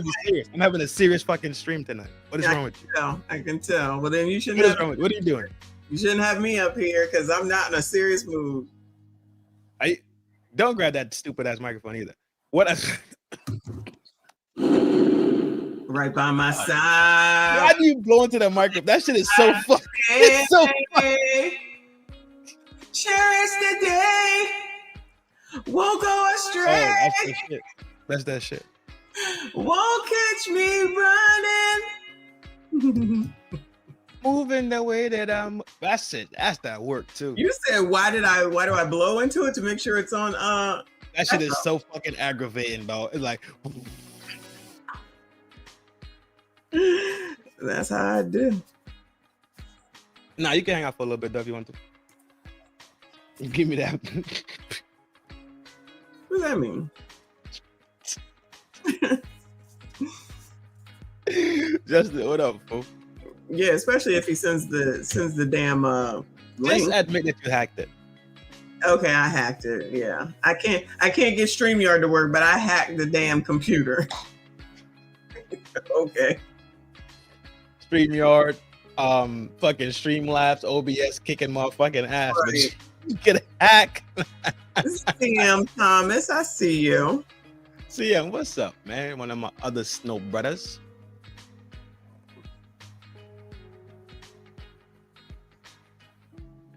Are you being serious tonight for real? I am, but I think I fired enough shots, dog. I've been shooting for the past 45 minutes. Mm-hmm. So I think I'm gonna bang on this one right here, and then we could just chill.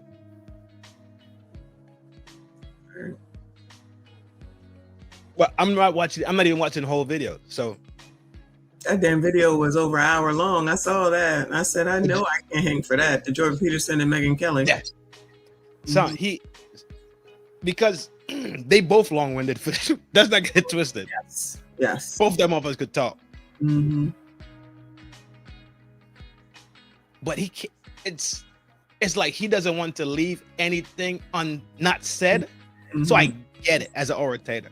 You know, yeah. I'm not an orator, but I say I could see how as an orator you don't want to leave a loose end before you move on to something else. Like, close out each block properly.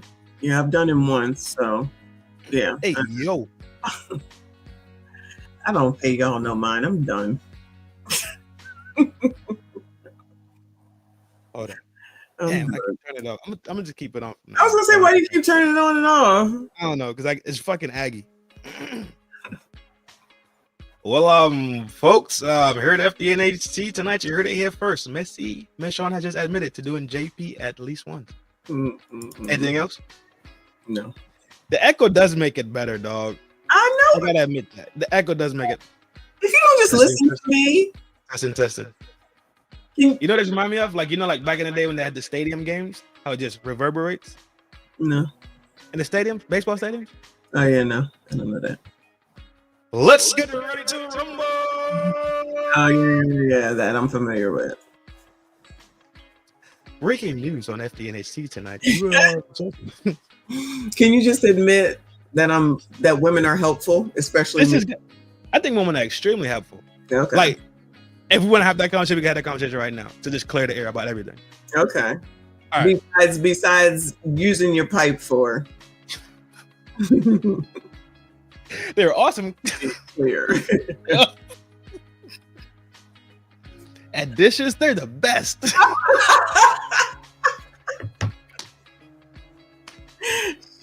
up. Are you 6 foot tall and when you sweep and do dishes, your back hurts? It's because the brooms were made for women. No, it does. Like my back, like when I have to do dishes, my back hurts. When I sweep too, my back starts hurt. But sorry for another day. This is the thing, right? Women are extremely important to this world.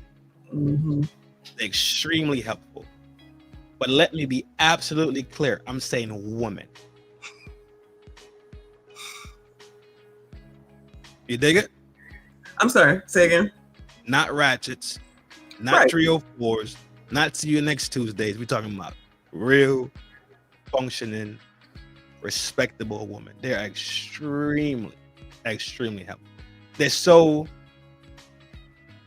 they are hyper conscious just about being around men and how to be around men. That they just maintain their respect and nobody really tries them, to be honest. Women see things that men can't see. So let's say you end up in a relationship and you have a woman with you. A woman will tend to see things you can't see. Right? Because we not only hold on, let me turn this fucking thing off. Because right. Our focus points are different. I agree. We might focus on let's say meat potatoes type issues and devote our energy in that direction, right? Where a woman would see the vegetables and the corn, but those are also important too. Why? Because you still need that great nutrition. You smell me? Yeah. So together, y'all could come together and make a complete meal. Yeah. But as a man, you probably just cut the deer head off, throw the slab on the fire, you know what I'm saying, and call that done and eat it. Yeah. When women could bring in the other part and the other piece to it to make it well-rounded. And I think that's how it works. Like that, like last night when I talked about the yin and the yang, right? It's not that we're equal because we're not equal, right? We're equal in the sense of the Almighty Creator, right? We're equal, right? We were designed the same.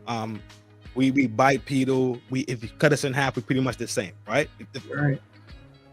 Two eyes, 2 ears, nose. You feel me? Cool. Yeah. But if you look at the yin and the yang, one is majority black. And let's say the black is the dude, right? In the black, there's the white, right? And in the white, there's the black. Okay. Which means that we are on the main frame. We are completely different. But there's a part of me in you, and there's a part of you in me. Because as a man and woman come together and make what? You. Just the same way a man and woman come together and make me, right? The part to it is how they are joined to each other. They are joined perfectly. There is no one that's greater than the other. Right. But it's a circle, not a square. Not a triangle. And a circle represents what? What does 360 degrees represent? It's evolution and revolution, constant motion. Okay. Circles don't end. Right? You see a circle, it doesn't end. Correct. There's no beginning or end to a circle. Where you could look at a square and say, well, it could end here and start here. And right. Smell me? Yeah. It's the fact that we are complementary, perfect together. You dig it? Yeah, you so smart. You so smart. You smart. you loyal. Don't make me laugh. I was trying to do. You's an asshole, G. What do you say? You was loyal. Oh, you's important. Yeah, you's important. That's what he said. That's what he said. Let me hit the head real quick and hold it down for 2 seconds. It's on you. Of course it is. Kofa will be like, yo, back on me. Yeah. Shout out to Kofa. Toss it to you. Oh, why I gotta work? What the fuck? Who said they was folding clothes? Oh, no, you said folding and washing she is Olympic tier. I am not. Washing, yes. Folding, no. Putting away, no. I agree, Reaper. I agree. I don't understand why they even continue to. Every woman, honestly, but definitely black and brown women go on that damn show. So stupid. Ain't no money, ain't no OF, ain't nothing worth going over there with those assholes. You can't feel safe over there. You can't feel like protected over there. There's no way. I bet you this week they'll still be over there. Jackasses. Where at? Fresh and Fit. I just dropped a members only video. Fresh and Fit? Yeah, I just dropped a members only video. About Fresh and Fit? Yes. Oh, I need to be a member then. Fuck. You are a member. Oh Lord. You think they Nah, you got any takes on what we was kicking earlier?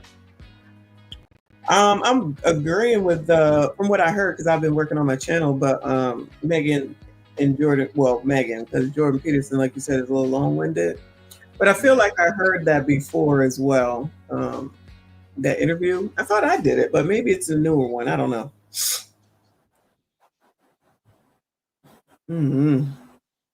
But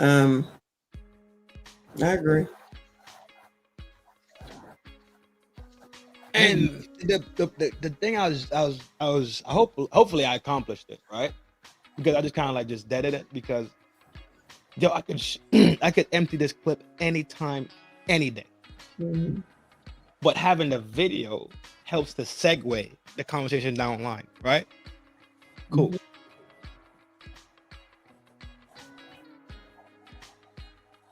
He just like what I did last night where I chain linked the conversation all the way through every video and summed it up at the end.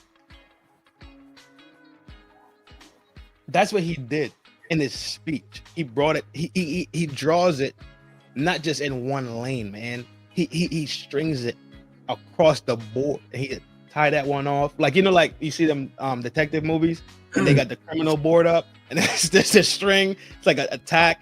They tied here and then it's then he went here, and that's what he's really good at that shit, man. Mm-hmm. He's still long-winded, but yeah, he's long-winded.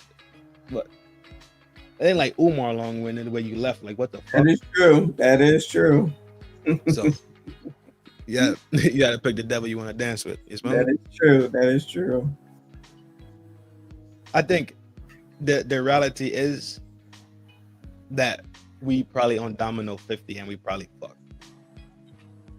To be honest, I think in small pockets we could survive and be successful, right? With regard to what?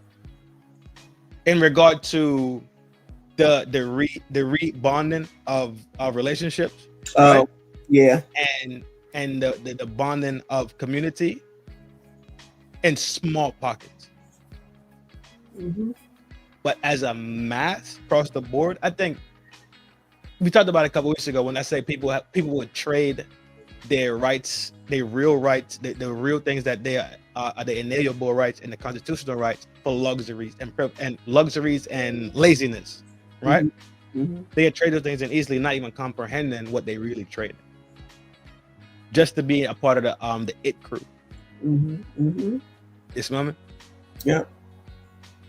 And the further time goes on, to me, it's like the more information we get is the more we become lost. Which kind of pings in my brain is that not a lot of time. Let me take that back. I believe that it's a significant amount of times that we are getting misinformation rather than proper information that actually. I agree. Right, because you have to feed that. You have to feed the brain. You have to feed the internal thirst for knowledge. But if you quench that thirst with misinformation and bad information, then what you end up being is what? Fucked up. Mm-hmm. So that's it.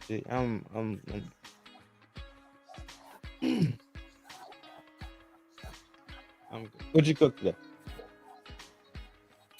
I didn't. There's leftovers though. When I had to stay at work today and I had to rush home and change the show, there's no time to cook. Luckily, I meal prep and there's food that is left over. My mama did it. Hold on. My granny did it. My mama did it. Fucking serious. Did I not just say that there is food down there because I already cooked yesterday? No, you're supposed to cook every day. What is wrong? If I've already cooked in advance, why do I need to cook again today? There is salmon, there is hamburger, and there is chicken. What'd you do with the salmon? If you can't put no fucking sides together, then you got a motherfucking problem. Okay? Oh, really? Yes. Don't argue with me with your microphone for one. You arguing me with yours?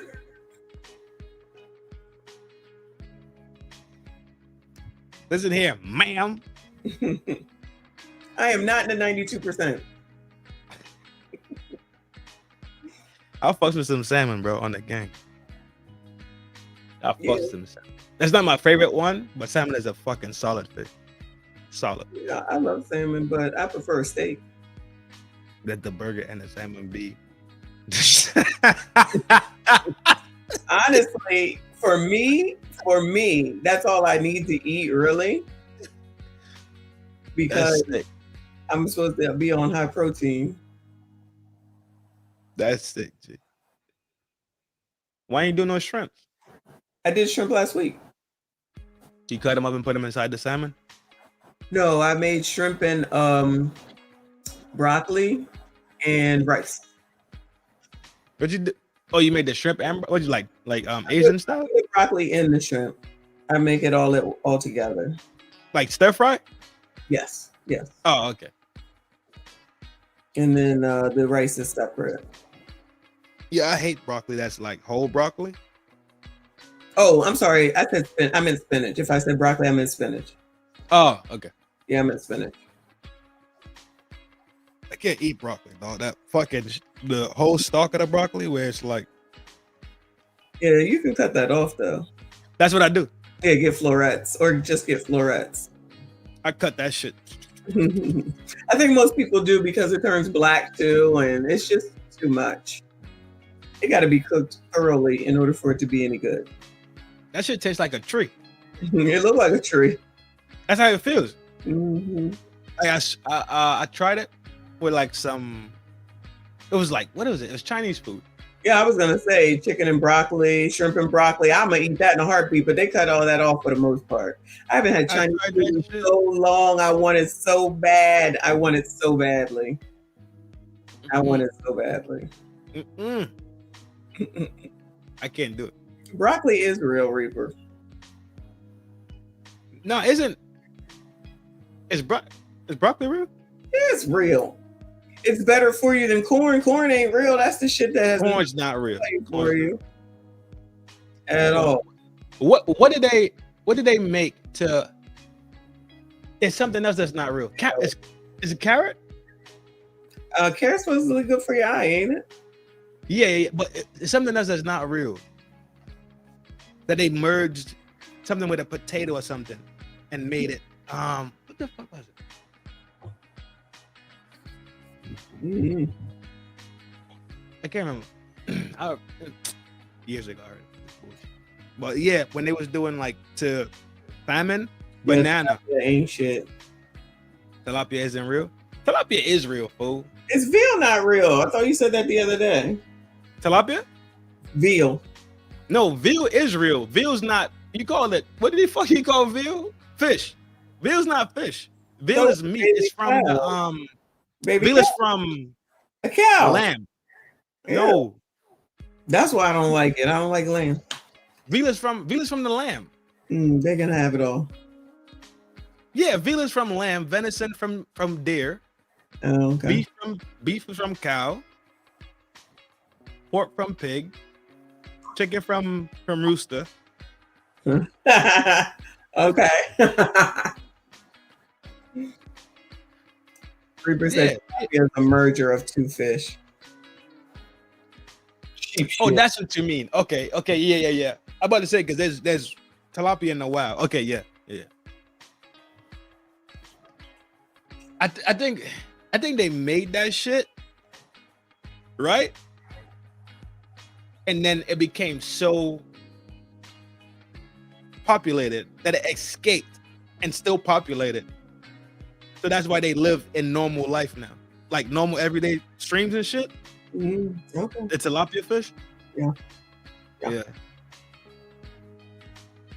It's still a real fish, I guess. Yeah. Sort of, kind of, I guess. I only like salmon. You don't like swat? No. You don't like snapper fish? No. You out your motherfucking mind, boy. Snapper? No. That's the best thing swimming, dog. I don't think I've had that. Boy, that snapper something serious, boy.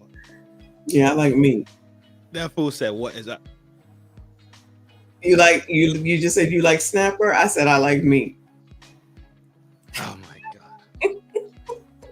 But I do like meat. I do prefer scrapple and. Grow up, okay? But I'm serious. Oh, you can't be called out, but you call me out. Correct. This is upward. No, sir. Upward. What? Upward? You say just now? What did it put it by sense? It's ridiculous.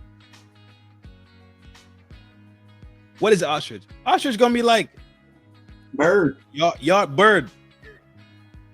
Because they do eat ostrich. I don't. Word on the street is that they eat ostrich. And I don't eat Arby's.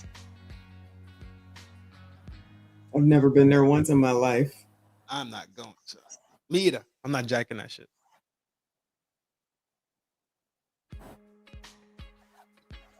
Let me see if I got a video we could watch and talk shit about. Stop sharing a video, but it's probably too serious. I said I sent you a video on IG, but it's probably too serious.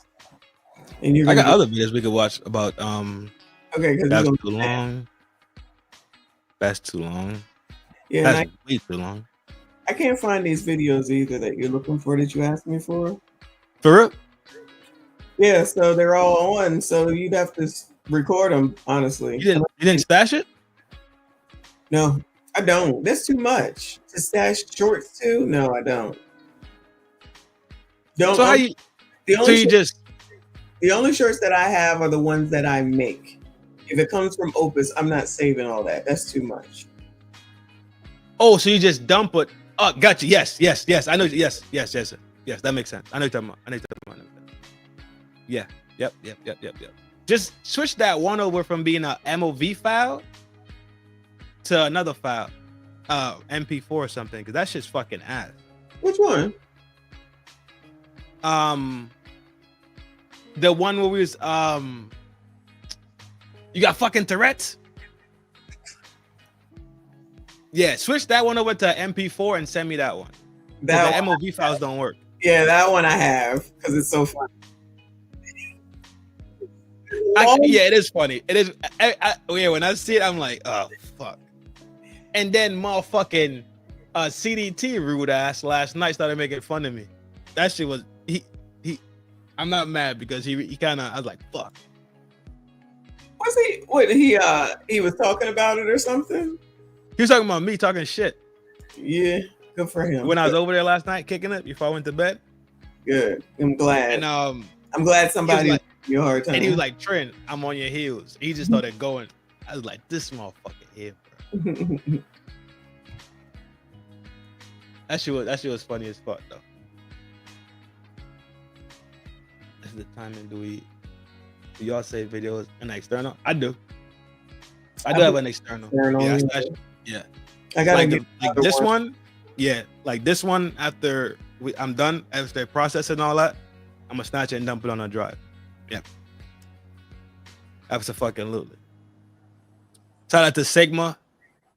You know what Sigma is? Greek letter.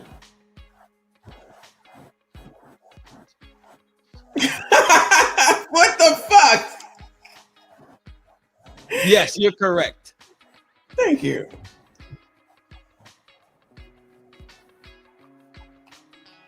You know you did a good job yesterday with that fucking that frat story. Oh, thank you. That was like some real journalism shit that you put off yesterday. I was like, fair enough, G. Oh, thank you. It was good. Like you was in a different bag. Like you had your little onesies, twosies, your little punches. Mm-hmm. But you was in a different little bag yesterday. I was like, all right, say less. I appreciate that. Yeah, but no, for sure. It's like your toolbox, right? Mm-hmm. It's called a toolbox. It's not your pocket, right? You got more than one tool in there, and sometimes maybe like me being an audience member might forget that you could get into that pocket. Mm. So when it comes out, or you hit like a different zone or a different groove or whatever, it's like, oh yeah, that's dope. Mm-hmm. Instead of the usual, the more like where you play that 75% pocket where it's like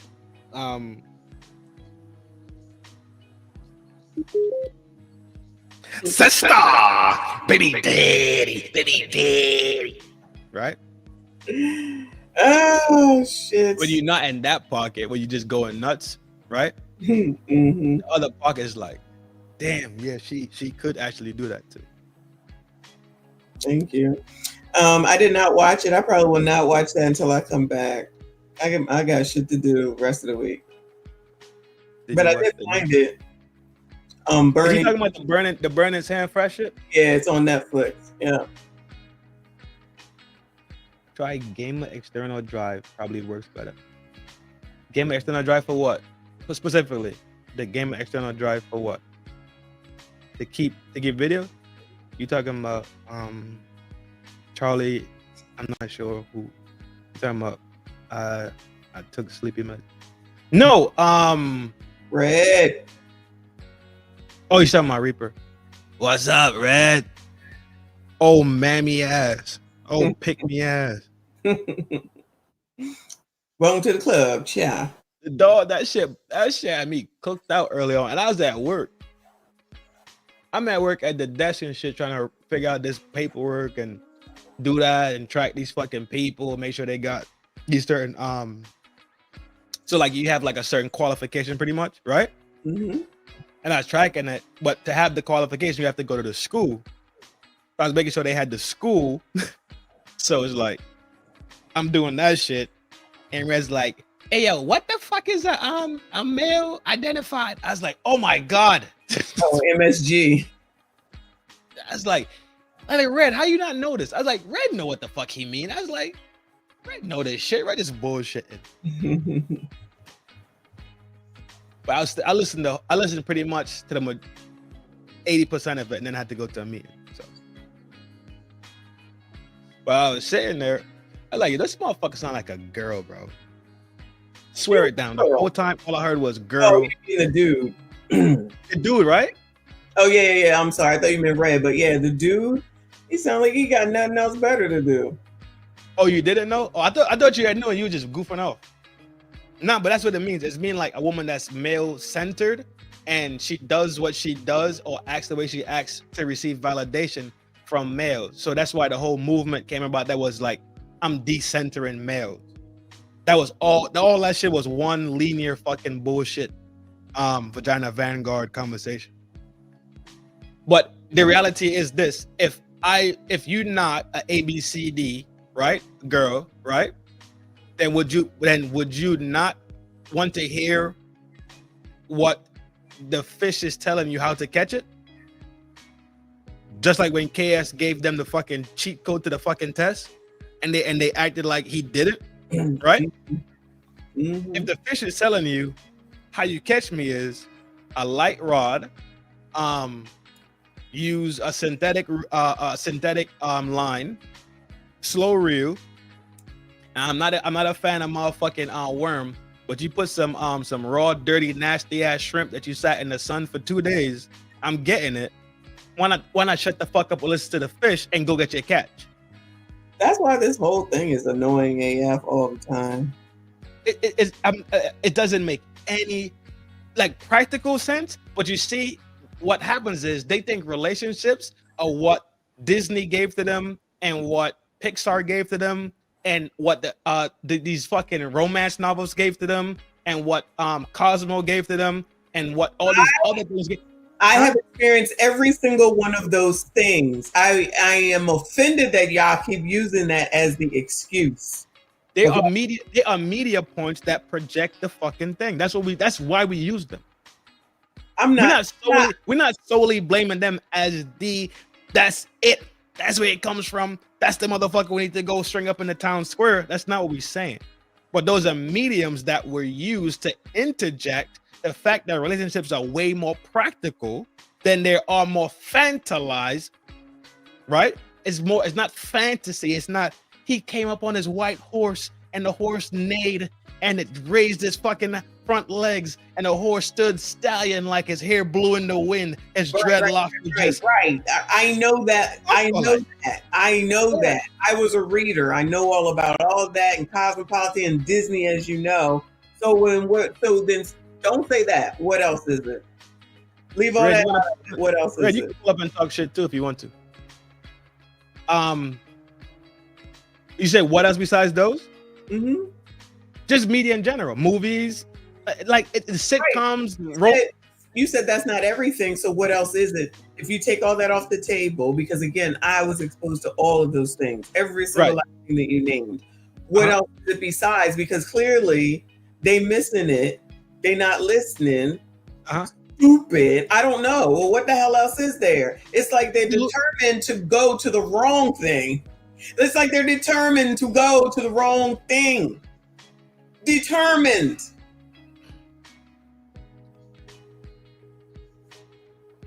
I want to do what I want to do, when I want to do it, how I want to do it, and nobody better not say nothing about it, and they better accept me for who the fuck I am. As to where I want the man that's already squared away. It's delusion. It's pure delusion. It's a lack of being held accountable for the fucking decision that you make. That's it. When you get so lost in the Red, I dropped the link for you. If you want to hit it, you can hit it. When you get so lost in your own narcissistic, egotistical behavior for so long, especially when it's nurtured into you, and also you have a nature inside of you also, right? Mm-hmm. But also, let's say nature is something that's also promoting this behavior, bad behavior. Every time you turn around, it's bad behavior, bad behavior, bad behavior. Like you could go on and see Cardi B acting how the fuck she want to act, but then it looks like on the outside that she has everything. It's just glamorous, right? You don't know the actual internal mechanisms and the real dynamic that goes on in her real relationship life. It's all wizardry and witchcraft to me, if you ask me, to be honest. Not witchcraft. That's what it has to be. It ain't godlike. It's not godlike behavior they following, right? Like let's say Cardi B was a nun and she was up there preaching and talking about get the rosary, you heard me, baby. Hit the fucking church on a Sunday, you heard me. Hit the pew, hit it down. Save me, Jesus. Who like that should be hard as fuck, but that bitch not gonna fucking sell. Like these are constructs and things set in place for certain reasons. It's not by mishap. It's not by, like I tell you, I don't believe in coinky dinky. Hey, Blade. That's crazy. We just did this science last night. When things start to line up in a negative sense, you tend to take a negative path ASAP. You have negative nature because your mama and your granny got negative nature inside of them, right? So let's say your granny had negative nurture. She possibly gave your mom negative nurture also. So now her negative nurture stained her nature. So when she gave your mama a dose of her nature, she also gave her a dose of the double negative nature. So now she has two negatives. So now your mother has a negative nature and a negative nurture. So now what the fuck you get from your mother? A negative nature and a negative nurture. We talked about this last night. Yeah, I wasn't here. We know. Because if you was there, you'd have been like, what I miss? All right, child, go on bed. I'm tired. You could just do this stuff. Like, you don't got to announce, hey, I'm sleeping. Motherfucker's so ignorant. Shit, motherfucker. Hey. Yes.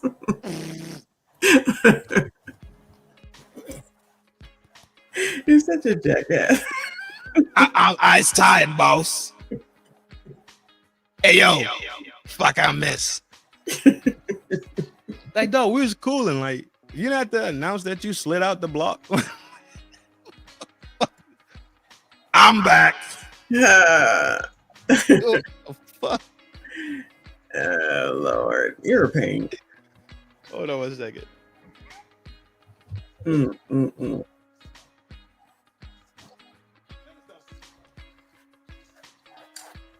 Shout out the Switchblade.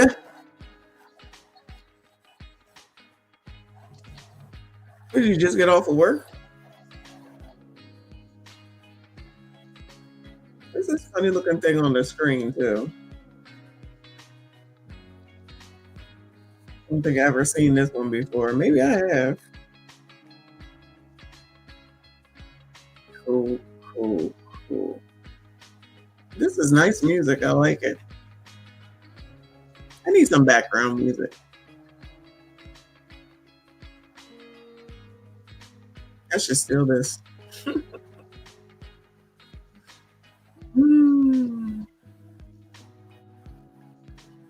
Shoot, better come on, because I'm tired now. Oh, I love Taylor the Fiend. I've been watching him all 4 years I've been up here. He's the first one I found. What's going on, guys? There's this lady here. Hey, guys.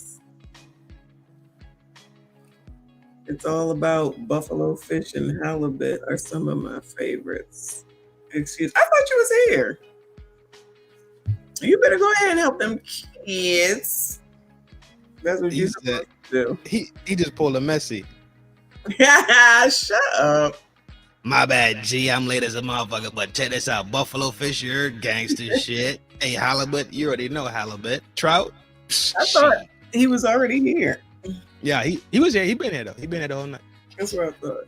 Yeah, he been here the whole night. Upper man been here for a grip the whole. Yeah, he been here for the whole, pretty much the whole show. Buffalo fish. Is buffalo fish sheephead? Thank you, my love. Where you get buffalo fish from? Like what region of the country they have buffalo fish?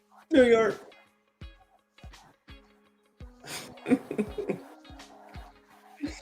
Oh, I do like tuna fish. Now I do love me some tuna fish.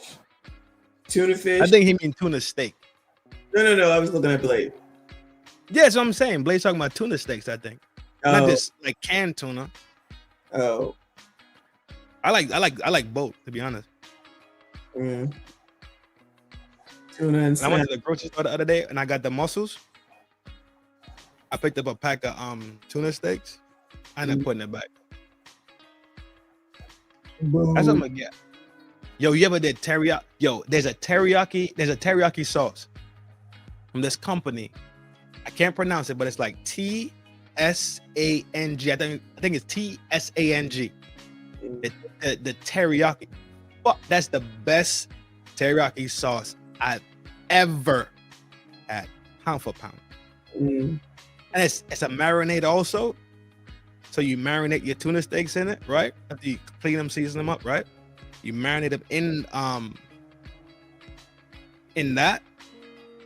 What you do is you wrap it in foil, put it on the grill, and let it steam on the inside.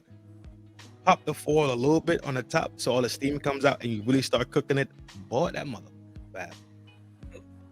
That's a bad motherfucking teriyaki sauce. Mm. I only find it when I was in Cali. Mm. That's where I found it. I've not seen it anywhere else. Nowhere else have I seen it. I'm bouncing back for my kids. Why does Avatar look like RBN? Hey, how the fuck it do? Your daughter's in nursing school. She grown. Good for her. You must be a nurse too or something. Or a doctor or something. No, I thought he was a chef. No, 638's the chef. Oh, okay. 638's the chef. Upper man gotta be a doctor or something to help somebody with nursing in school. I wish my daughter would come tell them about some. Hey, I got some homework for nursing school. I guess you better hire a tutor. Yeah, I wouldn't know what to do. I swear. What's your worst subject? History. History? Well, geography. We know that. History too. History? Mm-hmm. History not hard though. Yeah, I could care less. No, it's not what we asking. Not what is the hardest subject? Like the subject you really tried at? History. You tried and you failed at it? No, I didn't fail it, but I didn't do that great in it. I passed it like I needed to, but it wasn't anything that I enjoyed. I enjoyed English. I enjoyed math was okay. Science was pretty cool, but history, no, it's boring. It's boring to me. Look at what Upper said. He's an ER nurse. Oh yeah, she in good hands then, bro. That's what's up. Good night, Mix. I also do psych nursing for per diem. Oh, you got some fucking certs then, for sure. That's what's up. If I tell you I have a friend that needs some, let's say some psych counseling, how does that work? Could you just like pro bono talk to them without the per diem?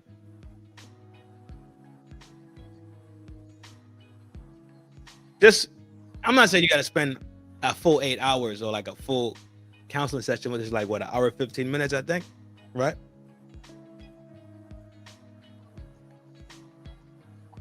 And at the average counseling session, 45 minutes to like hour 15 minutes. No, maybe. Yeah, that's what I think it was. Last time I checked. I think it's about an hour. So about the hour range? Blade, Yeah. yes, I am. Yeah, I was gonna say Blade. I was just waiting patiently. I'm not that predictable. Mm.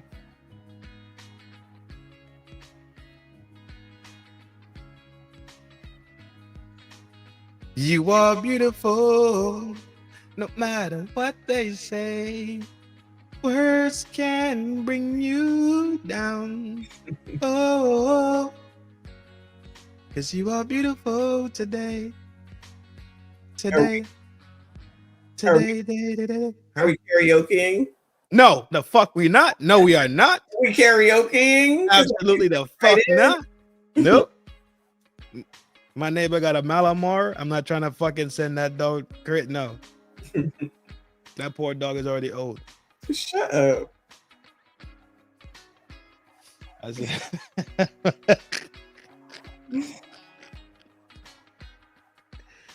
Blaze, stop snitching, G. The fuck? 12 hours shifts in direct. 50K with psych PTs. Okay. Nice. Cool part is that's per day. Oh, fuck yeah. Get that dollar, my G. Hell yeah. That's what's up.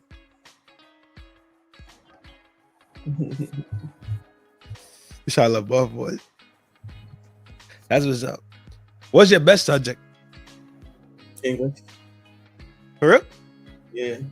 That makes sense. That makes sense.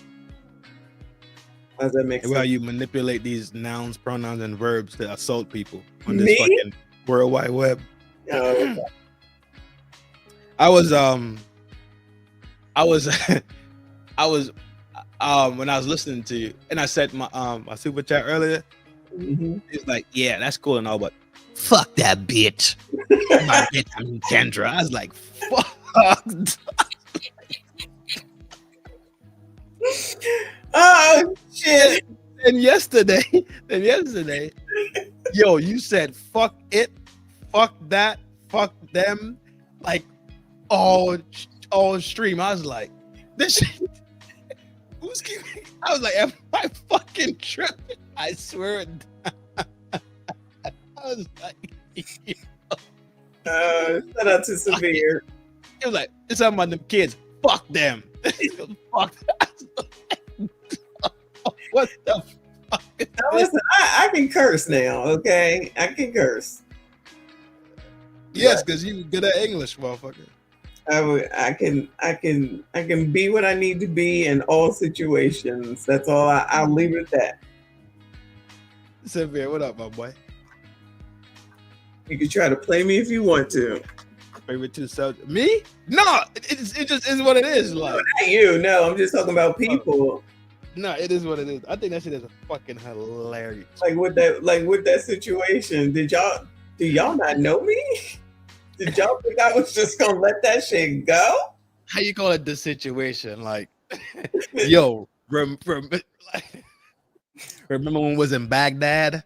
No. Fuck. Remember the situation in Kuwait? No, we don't remember the situation in Kuwait, motherfucker. The fuck are you talking about? All right, AP history. Is this your best subject? Oh yeah, he says AP history. Oh yeah, that's his best subject.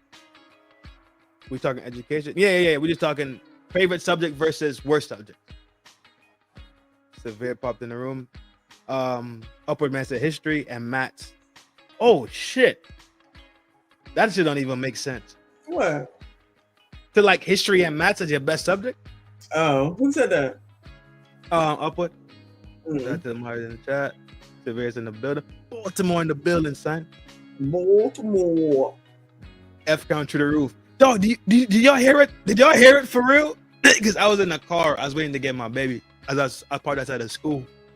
And it's like these old ladies with dogs and like strollers, which I fucking can't stand to see. It's these fucking high school kids that are walking around as like middle school kids because the other school not far.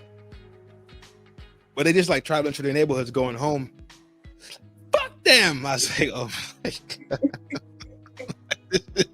It's too fucking funny. I just turned the car off and like just let it play through the phone speaker. It's nuts. Messi, do you see them two birds on the wire? Fuck them birds. All right. That shit was nuts, bro. Reaper said math, science, history, health. That's everything. Damn, you're a fucking nerd. Mm-hmm. You're a fucking nerd. I was science and English. For favorites. Favorites. Science, history, and yeah. Definitely. Science, history. English was okay, but only because I like to write, I kind of like fucked with English. but definitely pound for pound favorite was science. History was then it would be history, then it would be English. Worst one was maths, dog. Maths made me feel like I was remedial. I swear. Like algebra, I was solid. Algebra I could fuck with. Because algebra was pretty much like basic maths with a little bit of letters. What they call it? Exponentials? Yeah, exponents and all that. Yeah. Exponents. That's what it's called. Exponents. So I was solid. I could figure that out. This motherfucker talking about the other shit. You got me maxed the fuck out, G. I didn't even take pre. I did take pre-cal. Barely passed that bit. I couldn't do maths. Couldn't fuck with maths, bro. Mike Love said Geo. Well, we know you definitely know Geo. Yeah, we know. Geo science worse. Higher math trigs. Oh, fuck that. Algebra is finding missing. Yeah, exactly. Algebra, I could smoke algebra. I could deal with algebra for sure. That motherfucker Reaper a nerd, dog. Reaper a nerd. He got like, what's your favorite subject? School. No, the subject, school. From first period to fucking 10th period every day. Fuck that. You gotta get him a wife.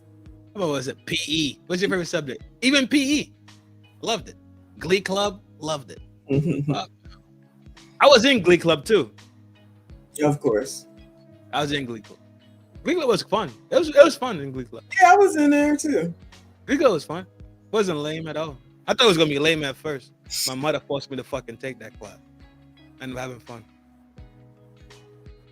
No, I was hanging out with basketball players. There's a word for that. Whatever. There's a word. Huh? I said whatever. The word's adventurous. Mm-hmm. Whore. I mean, yeah, Glee Club was dope, man. Glee Club was. That was horrible. We had a pool. You had a what? We had a pool in our school, so we had to take swimming.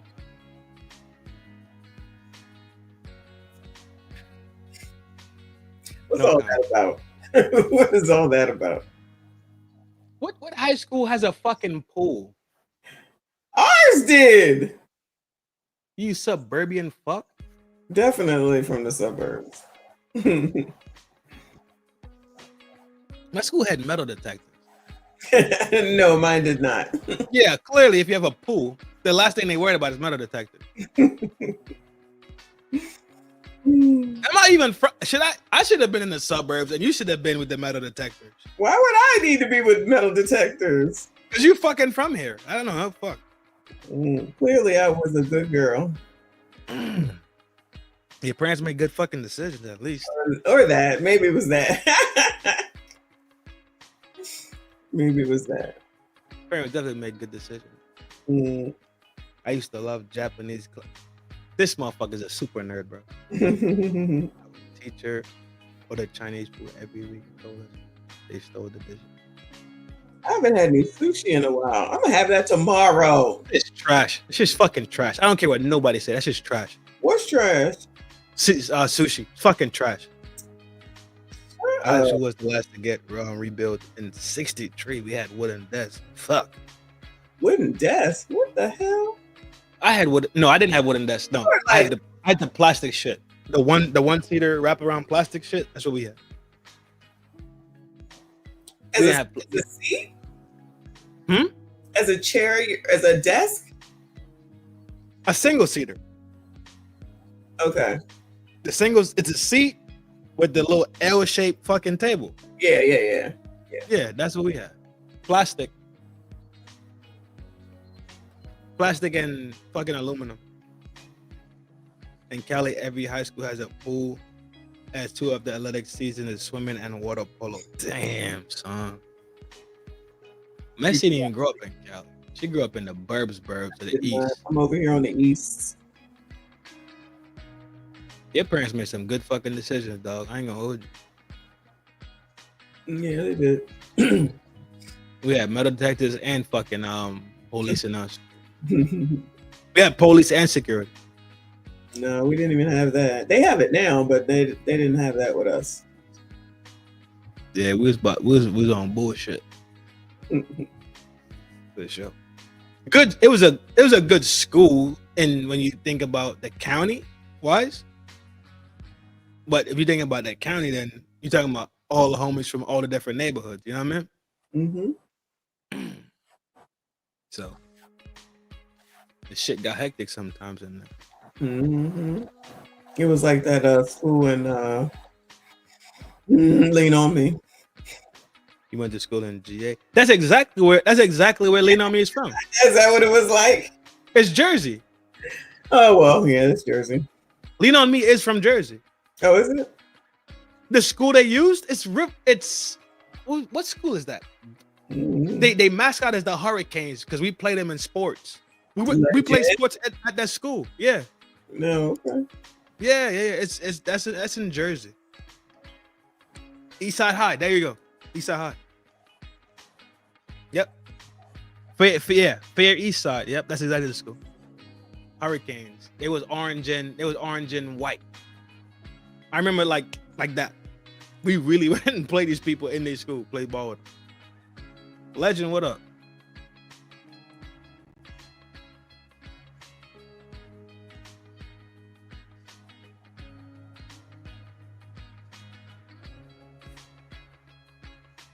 Sorry, I'm late. I'm watching Cincinnati Reds. I'm watching that game too. Y'all trash. Cincinnati Reds in the playoffs. They're not in the playoffs. Isn't that baseball? Oh, baseball. I was thinking hockey. No, that's baseball. Cincinnati Reds is baseball. Speaking of hockey, I haven't heard from JP in a while. That's what I was just watching. I was watching the Dallas. Dallas is playing. Dallas on the TV right now. It's on a break. They playing. Who the fuck they playing? Not the Penguins. They playing. I'll tell you when they come back on. But they lose. I think they're losing right now, actually. That's why JP probably quiet. He done kicked the damn dog. Hey, smart. Patterson, New Jersey. Yeah, for sure. I'm from Jersey, bro. I went to school in EO. Town.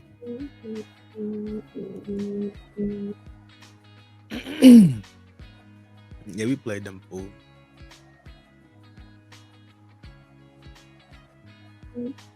You play sports? You didn't play sports, huh?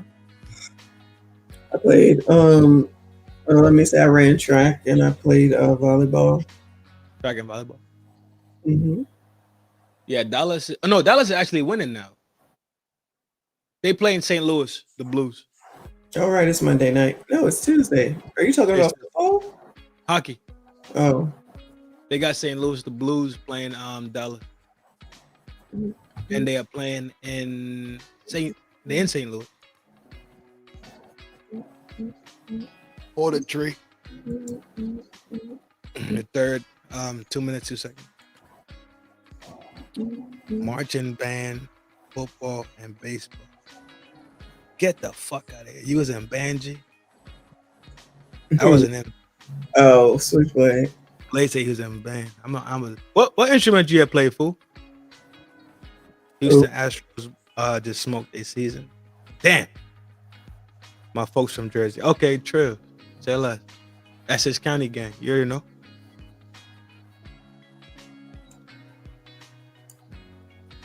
I wasn't in band. I couldn't fuck with it. I could not fuck with band, bro. Huh? I did the violin. That's not band. You're not walking around no violin in a band. No, I'm just saying I played the violin. You fucking bougie ass ratchet mom. How you bougie and rat? That shit don't even make sense, bro. Why am I both? And why do I have to be either just because I'm playing the violin? Violin is bougie as fuck. That's like playing cello. God. That's too It's like playing clarinet. Clarinet people will be in the band though. No, flute. The real flute. Not that bullshit they play at church. The real shit. The shit that's like fucking 3 feet long. Rude.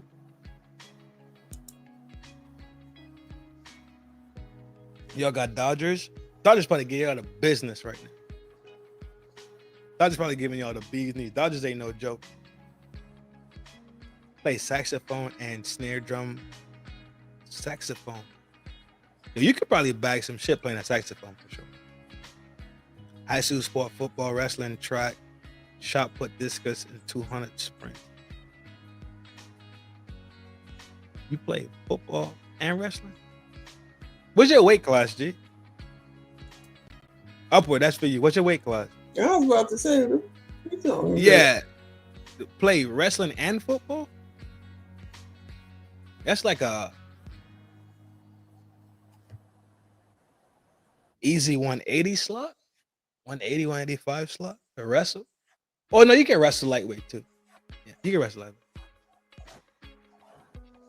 We have a hockey team. We know you have a hockey team. Padres were the truth, also triple. Padres was getting jiggy last year and the year before. Padres was something to talk about for sure. Baseball, football, high school baseball in the summertime. I played trombone. You was in band too? Y'all some fucking nerds for real, G. Nerd gang. I fuck with the nerds, bro. You are a nerd. I am. This is different. Like this is different. Like nerds will fight you. Geeks won't fight you. Nerds will fuck you up, dog. Geeks, nah, you safe. I'm definitely a nerd. I still read up to today. Like I just still read. It's healthy stuff. Those things are healthy things, though. You know. Dallas won 5-3. Yeah, over that quick. Yeah, it was. I told you it was 2 minutes left. Oh. And they scored in the last 2 minutes. I know JP probably happy as fuck. Yeah, they just took out St. Louis, the Blues. I played like competition wise in school. I played soccer and volleyball. You play volleyball? Mm-hmm. Yeah, guys didn't play volleyball in my school. Only girls. They didn't have boys volleyball? Nope. Oh, okay. We had both. We had girls and boys. Volleyball is probably the most fun sport. I was gonna say I love volleyball. Well, let me say I used to love volleyball. It's too much fun, bro. It's so much fun. It's constant action, constant motion. You gotta be on your board, just paying attention. Spiking that ball is the best thing ever. Yes, spikes. Yeah, I like to serve though. You a jump server or walk server? No, walk. Or snap server. Walk and snap probably. Definitely not jump. Yeah, I don't need to jump. If you jump, then you're gonna hit the people in the stand. Right, exactly. I don't need to jump.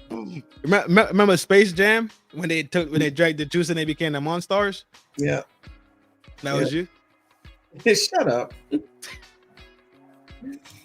Jackass.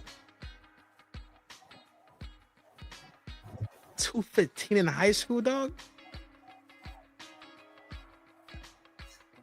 Ooh.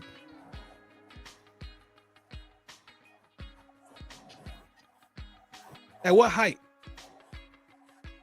215. God.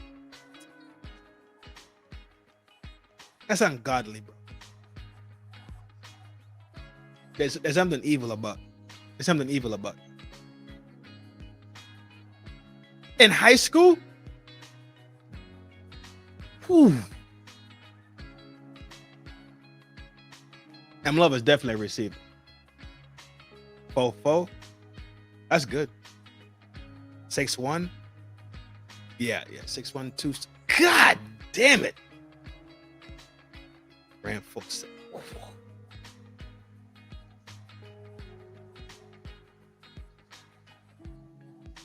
In high school, I was faster than all. You were what? In high school, I was faster than all of them. 6, 2, 2, 4.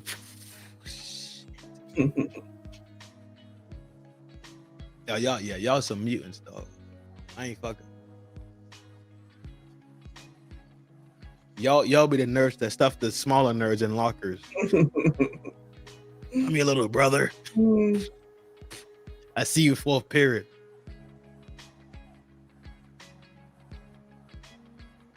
No, I think it's healthy though. Like kids playing sports and stuff like that.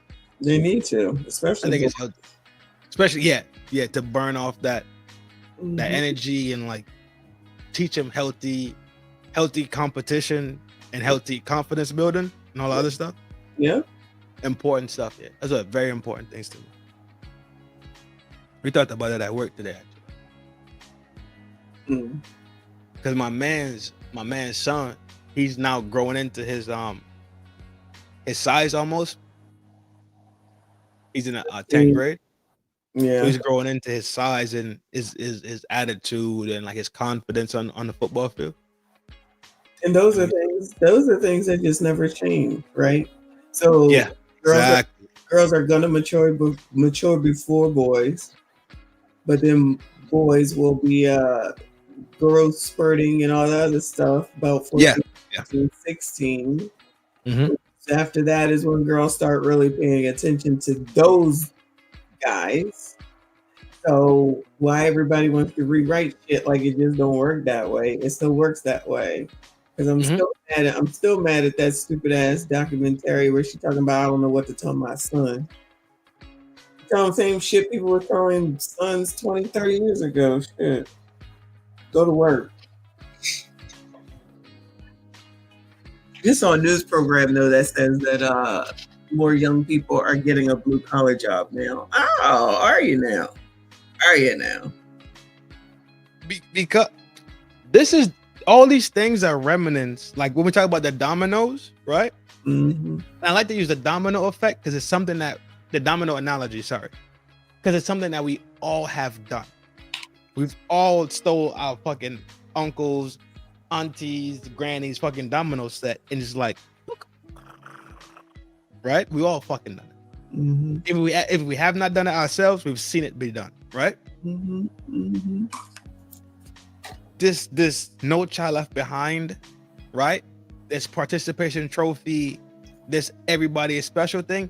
All those things are things that take away from the internal building structures from men and women, simply and plain. So we have we are watching the products be produced, right? It's already in motion, and we watching the outcomes.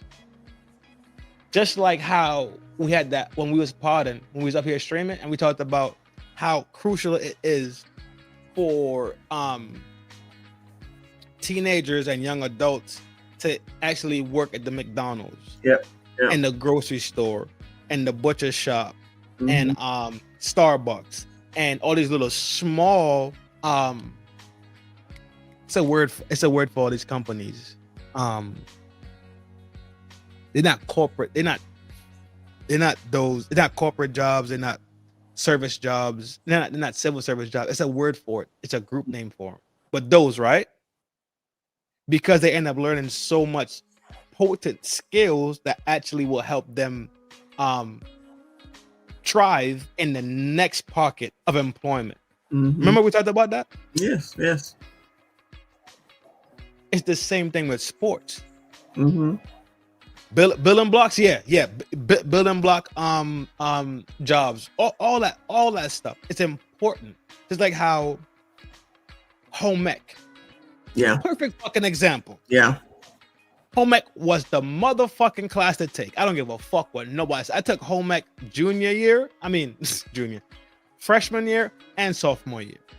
Oh, you was just trying to bag. But if you actually took it in order to learn, you have some nice skills thereafter. Because I love home ec. Yo, let me tell you how I used to bag in home ec, bro. remember, Here we go. I knew that was the reason why. You ain't fooling nobody. home ec. Huh? I did bag in home ec, I know you did. but this is how I bagged. Oh, Lord. I don't know a lot of things that y'all like y'all American culture. I didn't know what things were called per se, and all that other shit.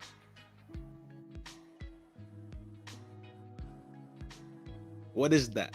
The first time I heard about kielbasa was in home ec. The teacher wrote the grocery list down. The grocery list was to do like a like, I think it was like buffet style breakfast or whatever, right? Mm-hmm.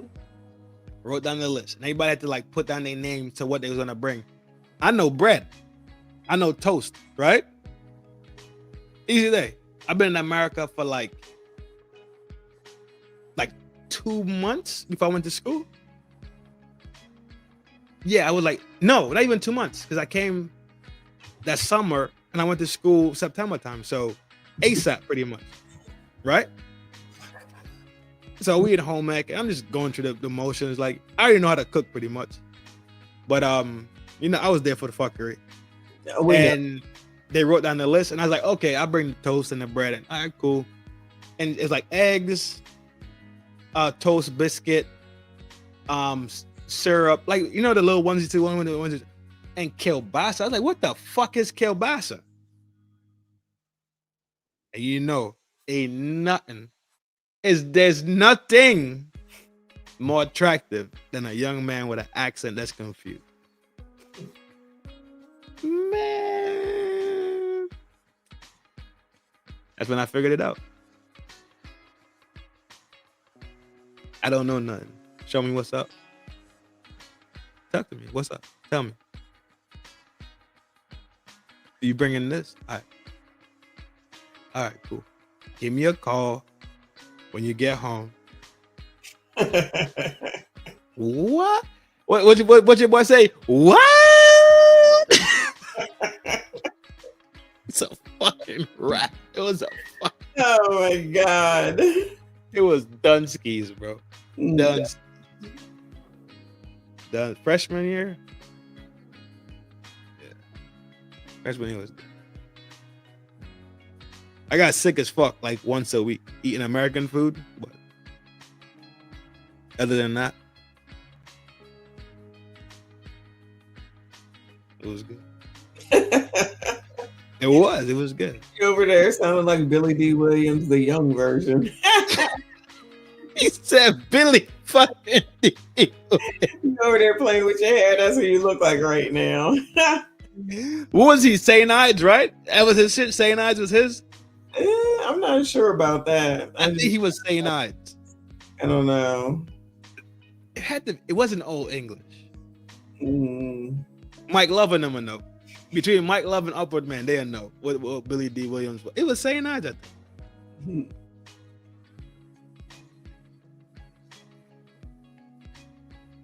Yeah, dog. Bruh. Yo, now that you just said that, I haven't seen a Wolfpack in a while. Somebody just said something about a wolf. That's your man's $100,000. I know, that's what I'm saying. I haven't seen him in a motherfucking the FBA RN. What are you talking about? You know who that was? Big Wrench. This motherfucker. Yo, he can. I told him that shit early on too. Yo, why can't you come in the room and just be like, "Yo, what's up?" Like, no, fuck that. He come in the room wrecking shit out the gate. I was in, yo, you went to school in Cali for football? Damn. Colt 45. Yes, yep. I told you one of them would know. He was Colt 45. Yep. That's what it is. Yeah, it was Colt 45. I told you they know. Fuck. Yeah, you said St. Ides, but that. That's just St. Ides. Yeah. It's Colt 45. Mm-hmm. But yeah, once I figured that shit out, dog. Do that.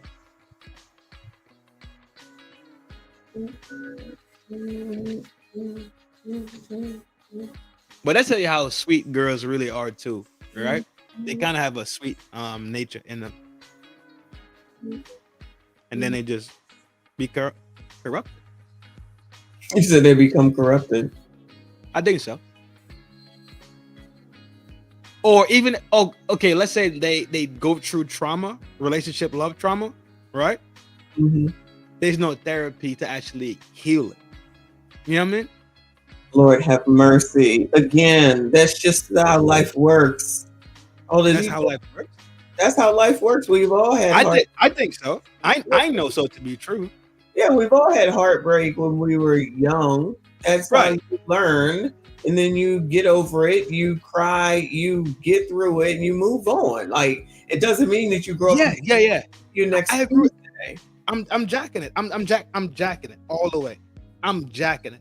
But if we talk about what species is more emotional, then it would be what species?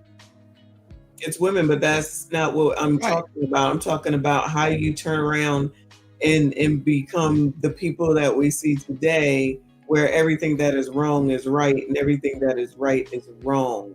We've all been through the same shit. Ain't nothing different today than from before. Nothing is different.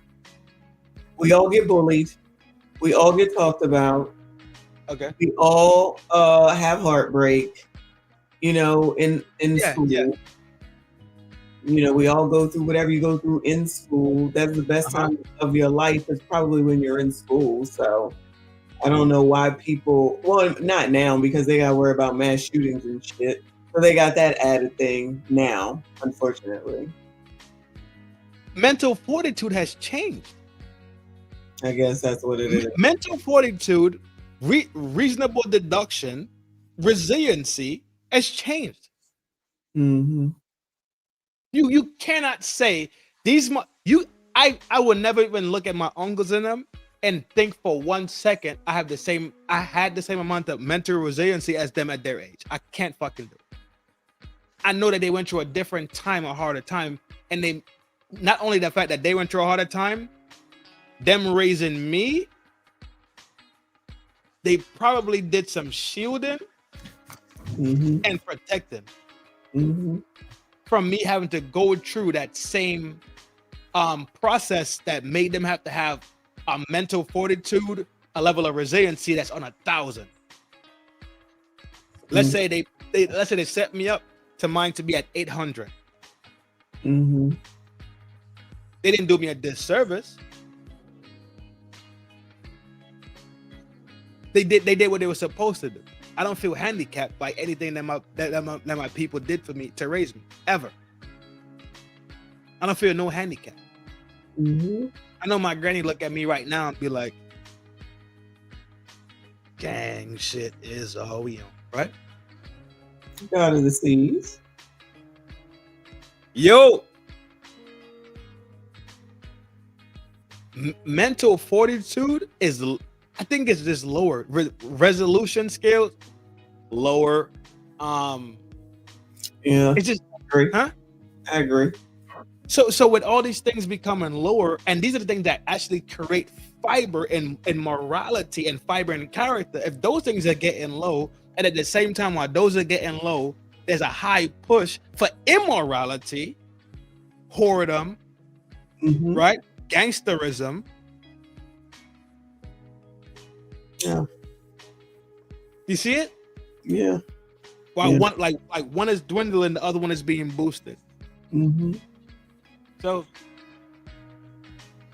I mean, we could probably talk about this thing till we all end up in a fucking 6x3. You know what I mean? Yeah. Yeah. Is it incumbent upon us to take care of our own microcosms, and then maybe the macrocosm and the ecosystem benefits to the point where the whole community end up changing piece by piece?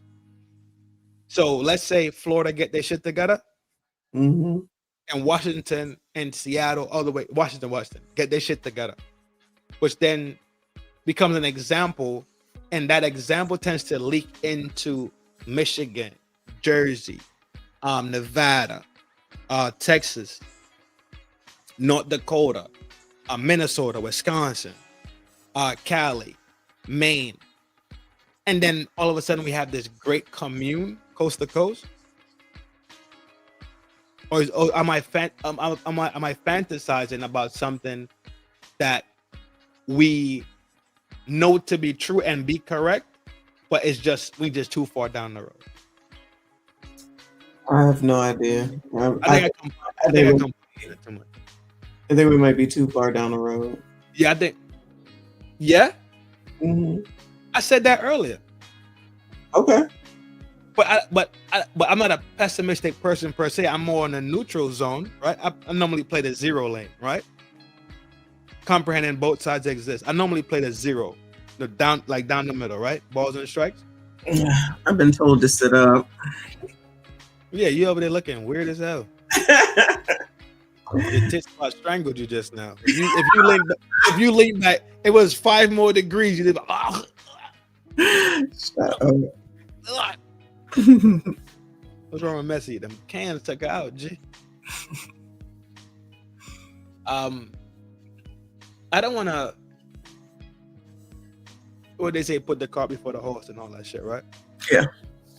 Or like get lost in a hyper optimistic state. But I'm not a negative charged person. I'm a stressed person. I'm a tense person, but I'm not tense negative. If that makes sense? Yeah. I'm just tense. I'm just a high strung, tightly wound person. But I'm very neutral. So either we have the ability, take that back. We have the ability to do anything that we want. For real? Are we so lost in fuckery that there is no redemption? That's what I'm asking. That's what I wanted to ask. Sorry. Yeah. I think we are. You have people championing Cardi B who's pregnant with somebody else's baby while she's married. She can do what she wants. I think I don't even do you think they know that she's still married? I mean, well, nobody does any research, of course, but even if they don't know, right? You couldn't have been divorced too damn. I'm trying to say you couldn't have been divorced for any amount of time to be pregnant by someone else. I mean, in my mind, you didn't leave any. Either it didn't take you much time, right? Or it's possible that maybe he was effing around. But I feel like she was like on a beach or a boat or something, showing her ass sitting next to him, and it's like, girl, he's a football player at the end of the day. Now he's got all these damn kids, and it's like, oh, so this is what y'all want to look up to. You can, even if you are on the Offset always cheated on Cardi, which we already know allegedly that's what happened, right? Yeah. These two people still found a way to stay together, get back together, have all these kids, build whatever they built, right? Fine. I don't understand it. It's just me, I guess. It's just me. I'm not gonna have 3 kids with you and then then jump out there immediately and have a kid with somebody else. I just don't understand that. Ain't 3 enough? So this is gonna create the same household. Everyone thinks just because she has money, everything is wonderful for her. All right, she got access to shit. But when we think about 41, 192, and 144, if I'm not mistaken, 144 baby daddies, all of those homes with all of those different kids, with all of those different fathers, all different economic, whatever. That ain't going to be easy.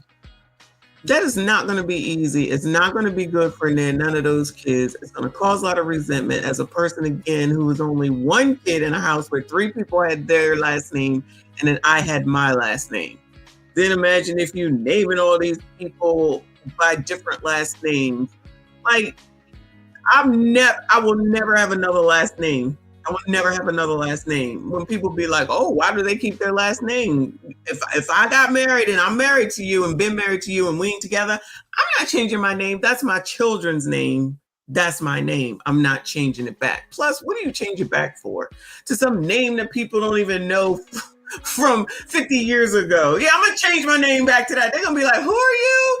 Child, please, never. This is the name. That's it. If it's their name, it's my name. Everybody got the same name. They will call you the new old bitch on the block.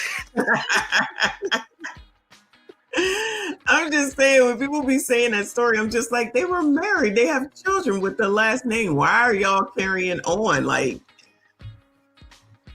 this was the fucking thing that happened. It happened during one of your joints.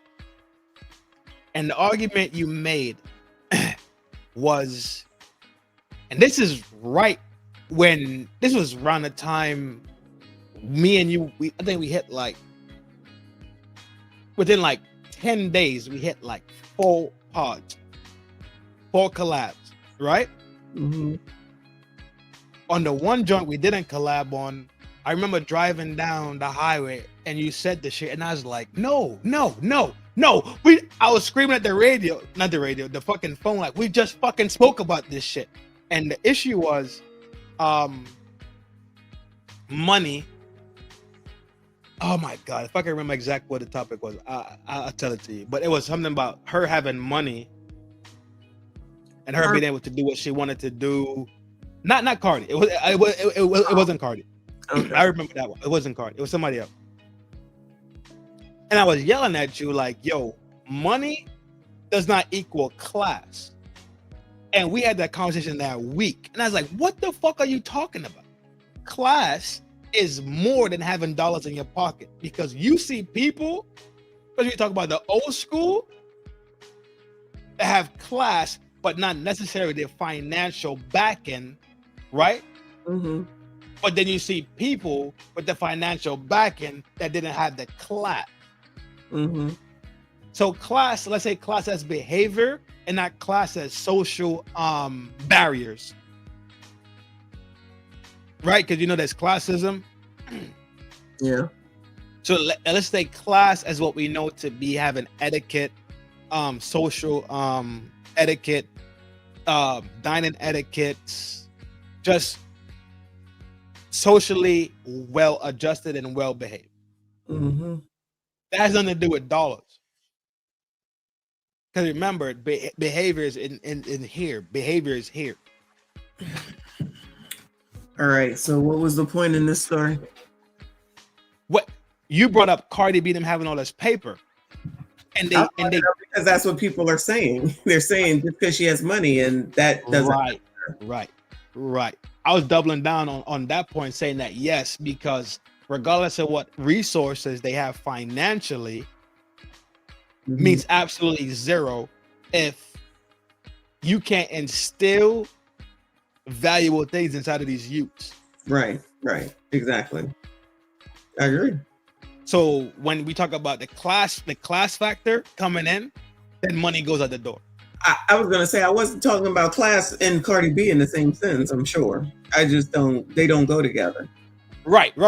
Yes. Yeah. You didn't say that, but you were saying that people believe that because she has all this bread, that it's okay. They do believe that. Yes. I agree with you. I think that they do believe this. Yes. But we're talking about we live in almost a society that lacks the basic, simple class and etiquette. Right. Agree. Okay. Boom. I got it.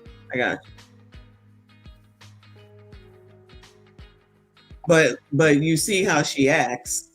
What do they say? You can take the ghetto out of, but you can't take the ghetto out of whatever that saying is. Yeah.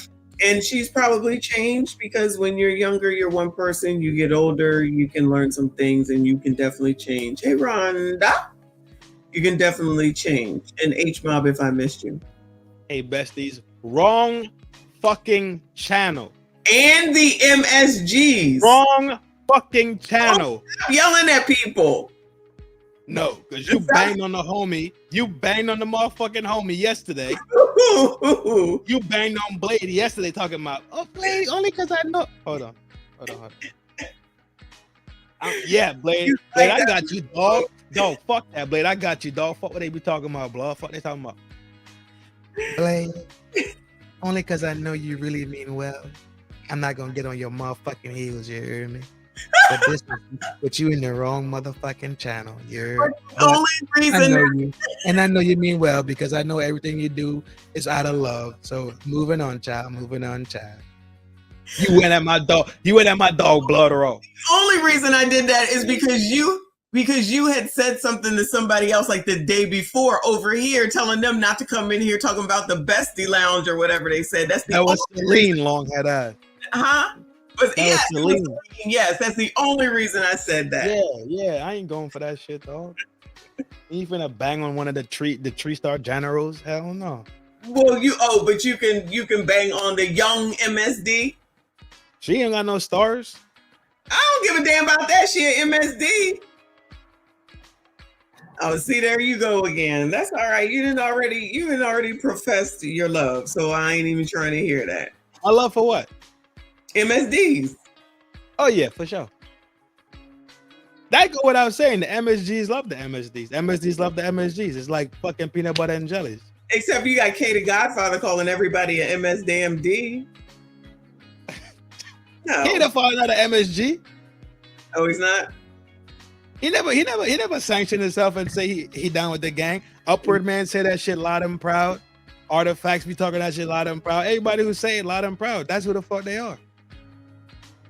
The general say that shit loud and proud. Couch, Snow Ninja, loud and proud. Okay. We don't just accept anybody and everybody. We don't want to riff raff. Accept any and everybody. I made that clear. There's too many whores, and I ain't got time. And untrustworthy bitches. I see. Yo, you ain't shit, boy. But I be seeing and I be right. Fair assessment. That's a fair assessment. That's a fair assessment. I saw your numbers go back up today. I was like, hell yeah. Yeah, hopefully I can let that continue to grow. I don't know what happened. It's almost like a blackout, G. The subjects, the shorts are helping with all this Kendra G stuff. That it's thanks to Theo, honestly. Oh, something's going on, bro. And I do think I was maybe it was just a period of time. But I seen 2 days, everything. I'm talking about 1 quarter. I'm talking about a quarter of my. If I shoot at nighttime, I probably bag out at like between 90 to 120, bagging out. By the time I wake up, I'm sitting at 160, 170. Between that between that 120 to like that 120, 160 range. That's in 24 hours. Not even 24 hours. I'm talking about me going to sleep. And then I trickle in, right? And I probably end up at the 170. You know what I'm saying? Cool. I'm good with 170 people, especially if I bag out at 90 something. I'm good at that. I'm good. So that means my rewatch value and my replay value is high still. It's double of what I could do on the live, right? Now imagine if we multiply that and I'm sitting under 1,000. Let's say I end up at the 10,000 block and it stays the same ratio. Means my live is going to be that number, and then my replay value is going to be twice that number almost, right? Between 1.5 to twice times that number. Perfect numbers. I'm not mad at those numbers. I promise you, these last 2 days, my shit was 1 quarter in the live and on the motherfucking replay watch. Everything just dipped like that. The only one. Thank you, Rhonda. I appreciate you, boo. I said, well, you're not the only one. I'm telling you, it's this particular subject that's making the difference. And if I got to keep talking about Kendra, unfortunately, then I guess I better keep talking about Kendra. It fucking and this is the thing about it too. When we talk about IP and the JI, right? And RI or CI, right? You don't want to turn into a fucking grifter as where you just hitting a hot button because it's a hot button. Because then you start losing your fucking CI and your JIs. It's true. I'm not saying that it's not, but it's only been a day and it's already made an impact. So just like Charlie Kirk is come and going. See, I'm talking about it's making an impact on the channel, and I've seen it in just 24 hours talking about this subject, which still goes along with the channel because it's still relationship shit, right? So reviewing his video was phase one, but the shorts is what's making the difference. Shorts are making the difference. So no, I get it. So that's why I changed today, more so because I was still stuck on that 44, 192, 144, 142, whatever the number is. Reaper, you heard it? You heard her just admit to jacking me and running a pivot. So Reaper, you heard it? You hear yourself. Admittance. Go ahead. Heard what? That you jacked me today. How? Run a last minute pivot. We heard you. Jacking you because I changed my show like I've never done that before? We don't know that. We know that I just did it. So those that have been with me know that I've changed a subject. No. We don't. How do you think as a podcaster if something comes up in your life, people just make announcements? I don't. I'm going to just do it and say, turn your ass up here at this time. They'd be like, oh, show is canceled. Child, if I'm not going to do a show, I just ain't going to do it. Cause all of me sees all of you jacking all my fucking IP. Oh fuck! You win! No! You win! You win! No. You win! You nothing. You better take that shit where back there. Ain't no fucking jacking. Like freaking YouTuber content creators don't make changes at the last minute. Did I not make a change and get back on when them damn masses was happening on Sunday? Was I supposed to be on? That's a fucking pivot. I invented that. You didn't invent that. You didn't invent shit. You ain't been here long enough to invent anything. Goodbye, sir. Say something else.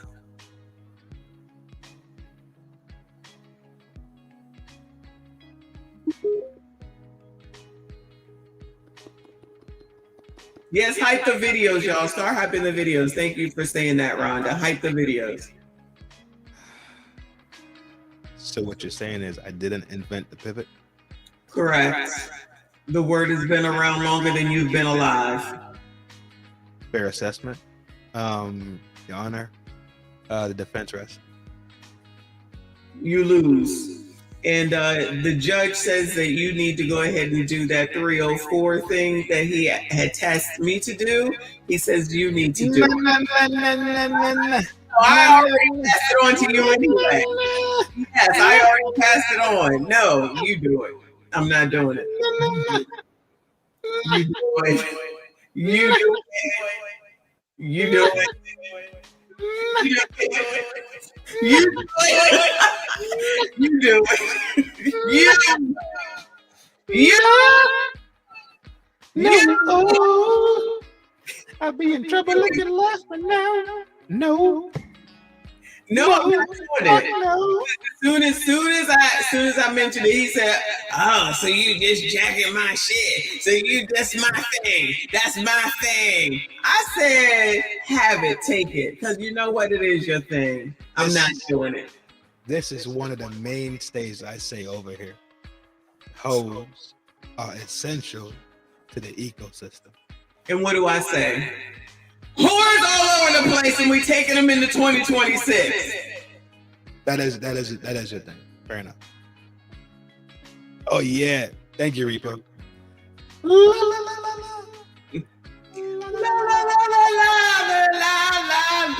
la. Oh no, you said no microphone, so you think I'm not gonna sing la la la la la la la la la la la la la la la la. Do do do do. I know he's gonna. I knew you was gonna fuck up that do. I knew you was gonna fuck that. Oh my god.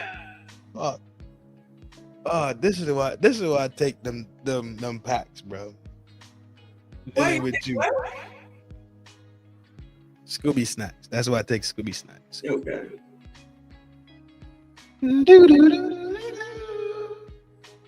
Oh, you not what I need. But you say he's just a friend.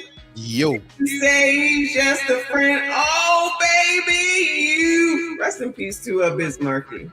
I don't even know what fucking melody you in. That's the wrong melody. I don't know nothing about that. You know it's Bismarcky, but you don't know the melody to it? Yeah, I don't know what a melody is.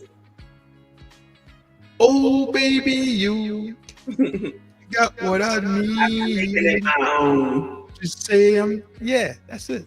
Yeah, I be making it my own. Yeah, you be talking about something. You got what I need, but you say he's just a friend. What the fuck? What? Nobody can even follow you. Nobody can follow you when you start, right? Doesn't matter. Everybody that knows the real melody be like, yeah. And you be like, that's not how that song goes. Lord. No. There will be 3 knocks at the door, baby. My train foes hit the floor now, baby. I took one of the straight. I'm gonna pull a straight for you. That's right. Money for a straight for you. Ronnie said I did a pivot. Shout out to her. That's what happened. Legs, take your motherfucking ass. Watch your mouth. Watch your mouth. Talking about some pivot.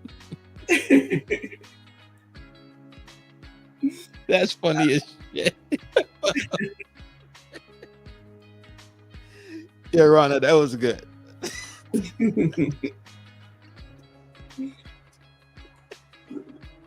Mid song, huh?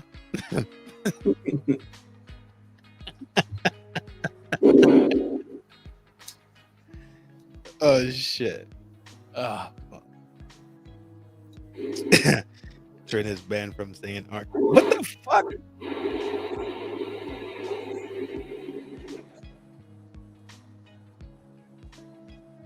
The FBA RN gotta be working right now. What? FBA RN gotta be working. He in and out. Dre, no one wants to know. No one wants to know your theory on why the world is not round. Noah? No? What does that say? Noah, right? It's Noah, yeah. Who's Noah? I don't know. I have no clue who Noah is. A boyfriend? Son? Speaking of fun, I feel like I haven't heard from Elizabeth in a while. You know what? He did not answer me back. Where's my phone? Elizabeth been ghost, ain't it? She usually is in the clouds, but she'll say something or send something or something. Yeah, she always like drop like a IG or like something on YouTube, like a little like or something that you know like she's alive. That's true. Yeah, and Wolfpack did not answer me back. Yeah, I ain't seen Wolfpack in a minute. Yeah, My that's grandson what was wrestling that night. Why? Go back to the question. I'm acting like it's John. It's me. Trin Noah wants to know why your theory on the world is not wrong. You can't prove that it's round. That's the theory in itself. You can't prove it's round. That's it. It's just that simple. You know what? Nobody experienced any roundness of the earth. Nobody's ever experienced it. Everything you hear about the earth being around is science and it's maths. That is, the equations are so fucking long that by the time you get to the middle of the equation, you just lost already. Doesn't make sense. Like we live in this dimension every day, right? Every day we live in this dimension. We experience in this dimension constantly. But then we're supposed to also experience a curvature of it. Doesn't exist. It doesn't exist. Like a curvature doesn't exist. I work aviation. Like that's my discipline is aviation. But that science lies. Science lies all the time, sweetheart. Science lies all the time. Look at how many studies come out that when they do peer reviews, the peer review is a biased peer review. Look how many scientists do peer reviews within their own group settings and not put their scientific theories into test with other people. So like to make sure your theory is sound and true, like we say, like remember we were talking about earlier, math is back and forth, right? It's gonna make sense forward and backwards. Tether, I'm dropping out. Peace. Good night. Shout out to the chat. Good night. Oh. Even in that small sense, right? Your theory has to be able to work backward and forward. So whenever they give it to the peer review, it's supposed to be reviewed by unbiased peers. Doesn't work like that. I'm a flat earther. Him and Kyrie would help you people. I mean, what's the honest answer? Nobody's ever experienced it. If somebody in this chat could tell me they experienced the curvature of the earth, then I would call you so we could talk about this personally, and you could tell me your experience, and I would try to go experience it for myself. But there's nobody that could say that. Not a walking human being on this planet could say that. I remember when the picture was NASA was set in the earth red underneath. That's written this exactly. Yeah. Nobody's experienced any of the things that they give to you.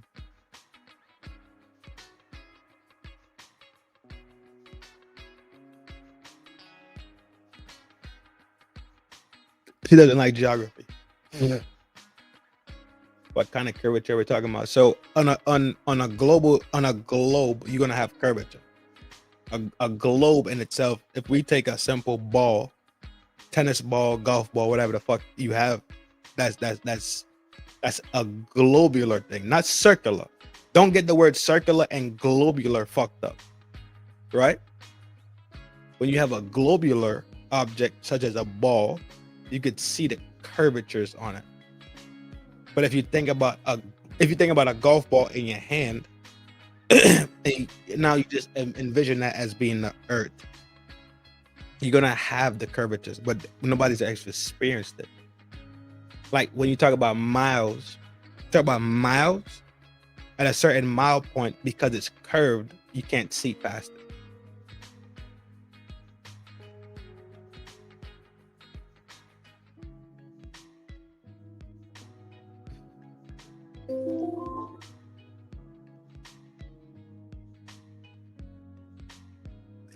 Are we in a full G? 10-4 hat, are we over type? Dome type situation back to regular schedule time. You see Reaper, that's the thing right there. That I think people want to focus on what it is. I try to focus on what it is not and what I have not experienced that was given to me. I know for a fact I've never seen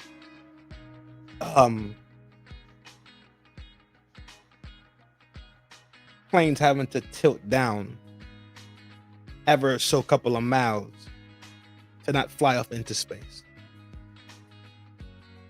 It's all these different it's so many different science and fucking bullshit fucking explanation when things are exactly as simple as we actually experience them.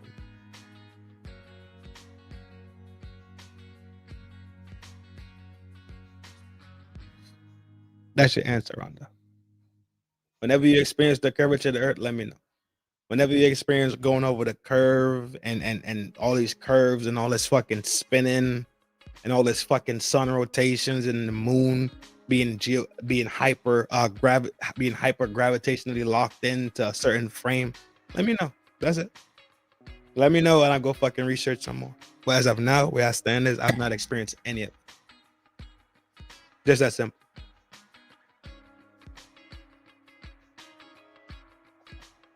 The Super Ninja. Salute. What up, G?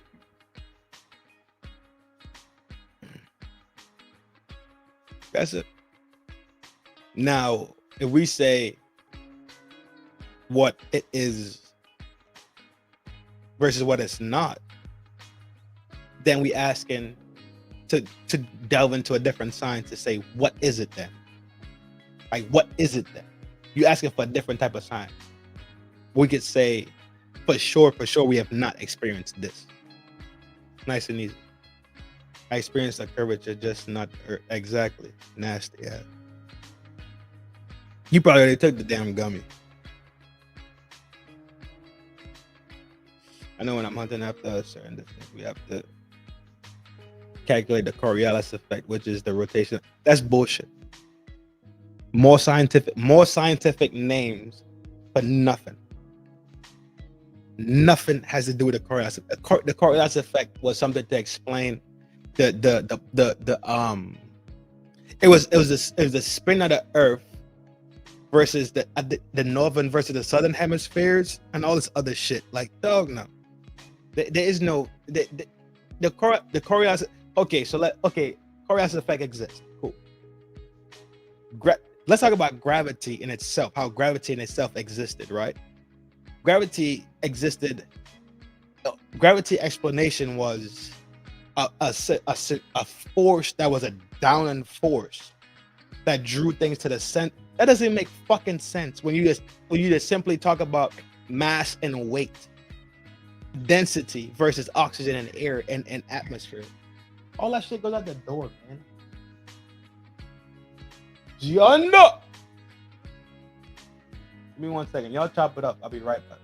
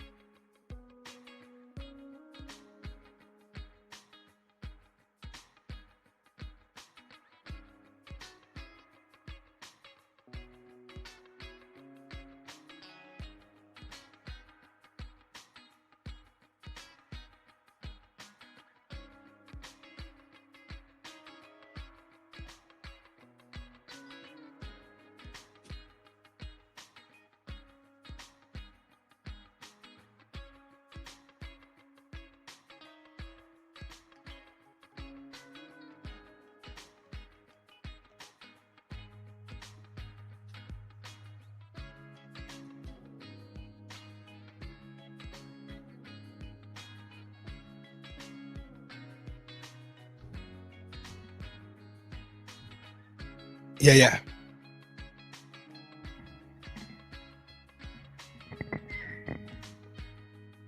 Anything else? Gravity ain't keeping my bills down on the gang. Yeah, it's all these long form fucking equations and all these long form explanations.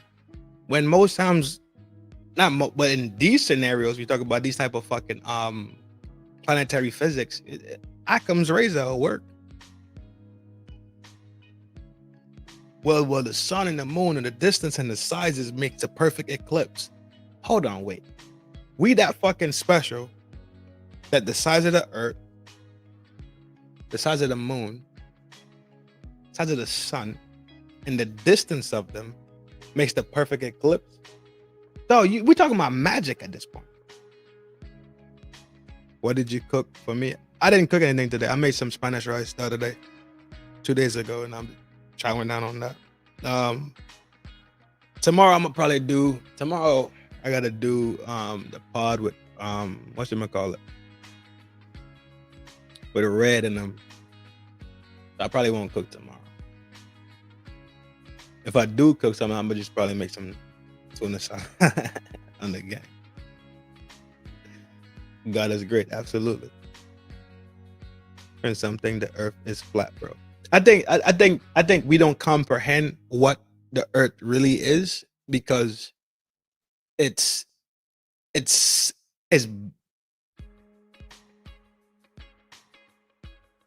the measurements that we've been given of the earth is incorrect already because they have to make sense of the sun and the moon in itself. They can't really honestly tell you what the fuck it is. I have no doubt that the Earth is a crazy plane. That's what I think it is also. I do think the Earth is also flat. Just that simple. I've never experienced anything science has told me about the fucking Earth. When we talk about globular versus circular, I think people get confused on circular and globular. Globular is ball, but the Earth could still be a circle. It could still be a circle. It could be a square. It still be flat. Right? But the two things that people constantly confuse is globes versus circle. And the fucked up part about it is when Neil deGrasse Tyson came out a couple years ago to say that the pictures that NASA showed us of the Earth was wrong because the Earth is actually more pear-shaped, like the bottom, the southern hemisphere is fatter than the northern hemisphere. Then what the fuck was NASA showing us in the fucking when they went to space in a space race then? Spherical, thank you. Spherical versus circular. That's a proper word instead of globular. Spherical. So if NASA showed us a perfect circular thing, it was blue, it was called blue marble. You saw the white clouds over it. You saw the big blue oceans. And in the deep, deep depths of that, you saw the land masses that looked at green, tan, and little dark brown spots, right? So you saw what the fucking Earth looked like. It was a perfect fucking spherical globular thing, right? And how the fuck Neil deGrasse Tyson come out and then say, well, the southern hemisphere is fatter. So it's not perfectly circle, it's more pear-shaped as to where the northern hemisphere is a little bit tighter, but the southern hemisphere is fatter.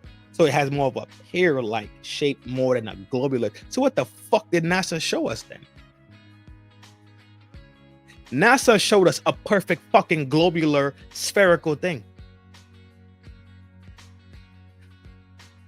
So what the fuck is the truth then?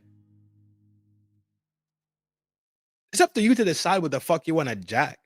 I'm not telling you this shit to change your mind about any fucking thing. I'm telling you my experiences. That's all I could give to you, G. Because I've seen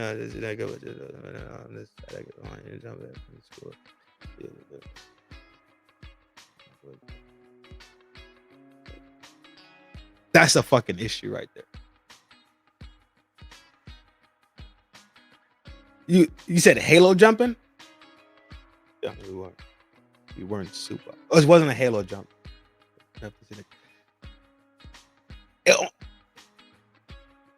You saw the curvature looking with your raw eyes out the back of the plane, or you saw the curvature of the Earth looking through the window of the plane? Dotted line, not halo. Okay, so you saw the curvature of the Earth, raw eye, no lenses, no glass in between you, your raw eyes looking at the curvature of the Earth. Like you saw clouds, but then you saw the curvature. You know how you have to be to even see a curve of the Earth? Well, then that means the Earth is smaller than what the fuck they perceive to us then. Think about it. Think about it. If you can see the curvature of it, how high do you have to be to see the curvature? You can see the end of it, but you got to think about it too. Lenses have curves in them.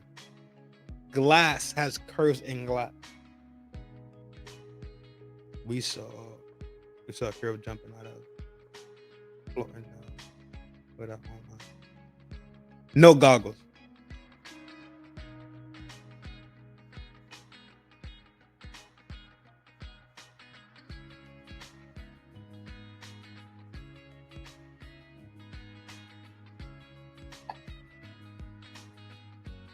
Well, then I would never take away from your experience. That's the one thing I would never do. Just like you didn't take away from mine, I would never take away from you. And I respect the fact that you're honest in your experience to relay that to me. Big salute, G. I've never experienced it. And my discipline is aviation. Never seen it. Been flying my whole life. Never seen it. Ever. Not one time.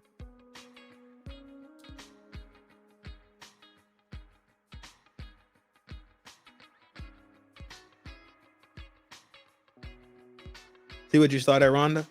Don't go to sleep now. No, I never done a Halo. I wanted to, but it's a motherfucker, boy. That's a motherfucker. Halo jump is a motherfucking monster, boy. Halo jump is a monster. That's a you know it. If we looking at, if we line up 10 people and we say, well, how many of these people you think have done a Halo jump? It's point zero zero zero zero zero zero zero zero zero zero zero one. Halo, that shit is rare as fuck to get the opportunity to Halo jump. It's just something different for real. I studied it. It's a motherfucker, boy. It's a motherfucker, G. It's a motherfucker. But big salute to you, dog. Hey, appreciate the service too, though. Honestly, shout out to the vets. You know we respect vets over here. So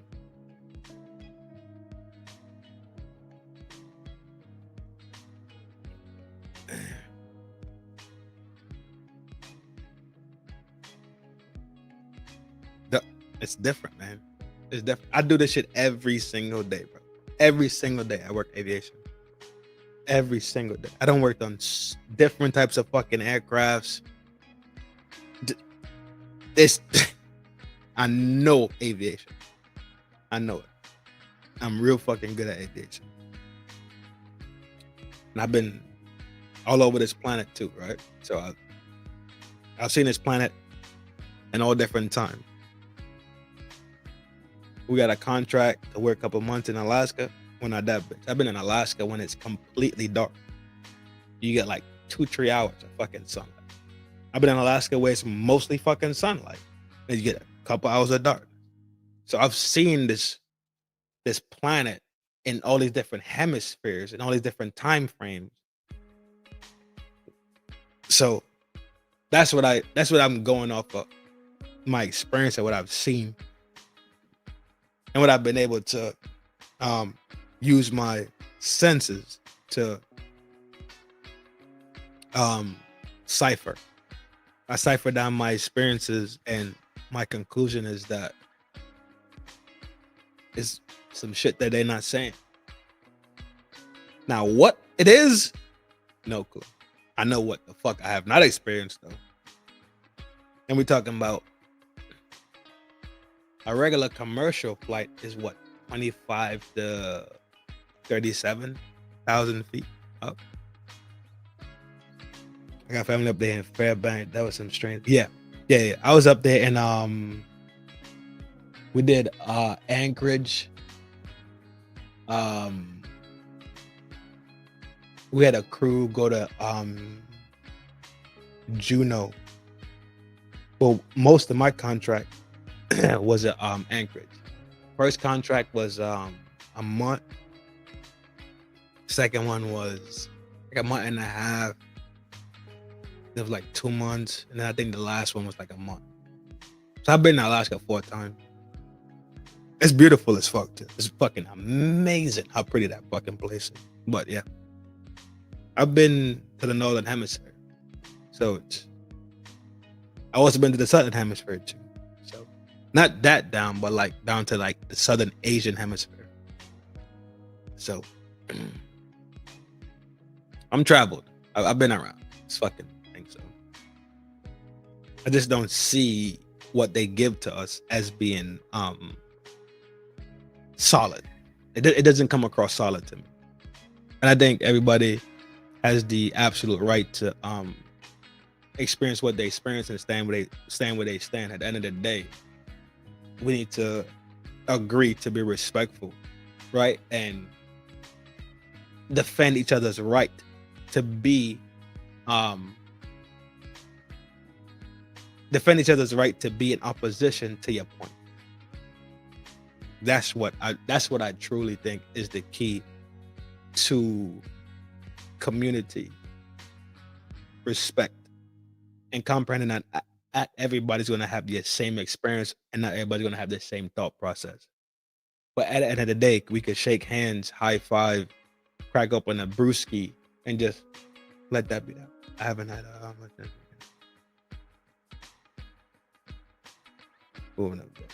moving, boy.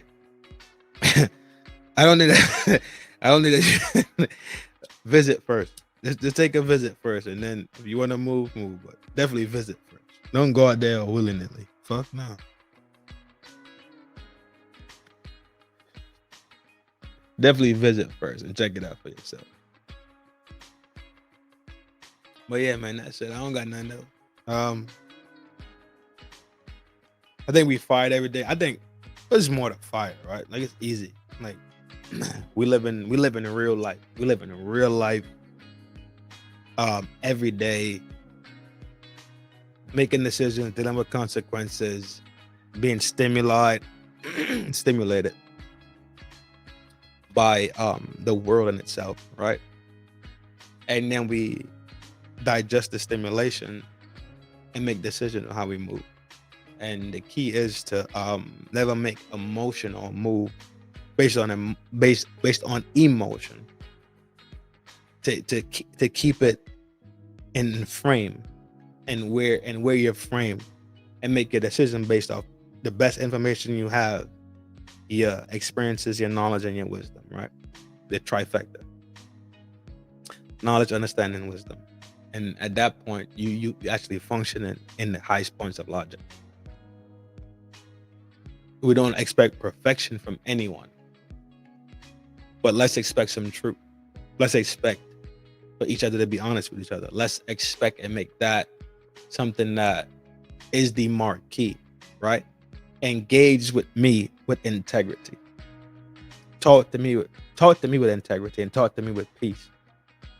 Talk to me like you would want the Almighty Creator to talk to you, right? Because internally we are the reflection of the Almighty Creator in itself.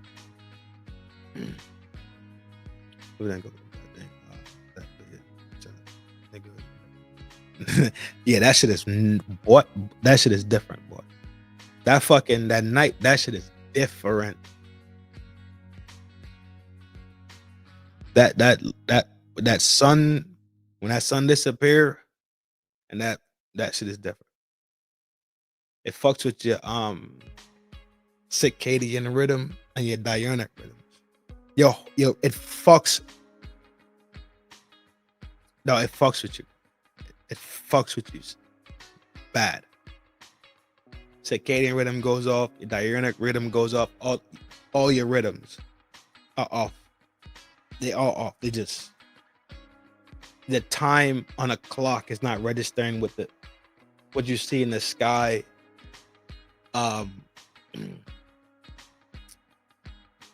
It's trippy. We you know what?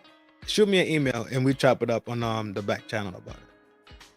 My email should be in the stringer running at the bottom, right? Yeah, shoot me an email. We chop it up on the back channel. But we need to talk to each other with integrity and respect, right?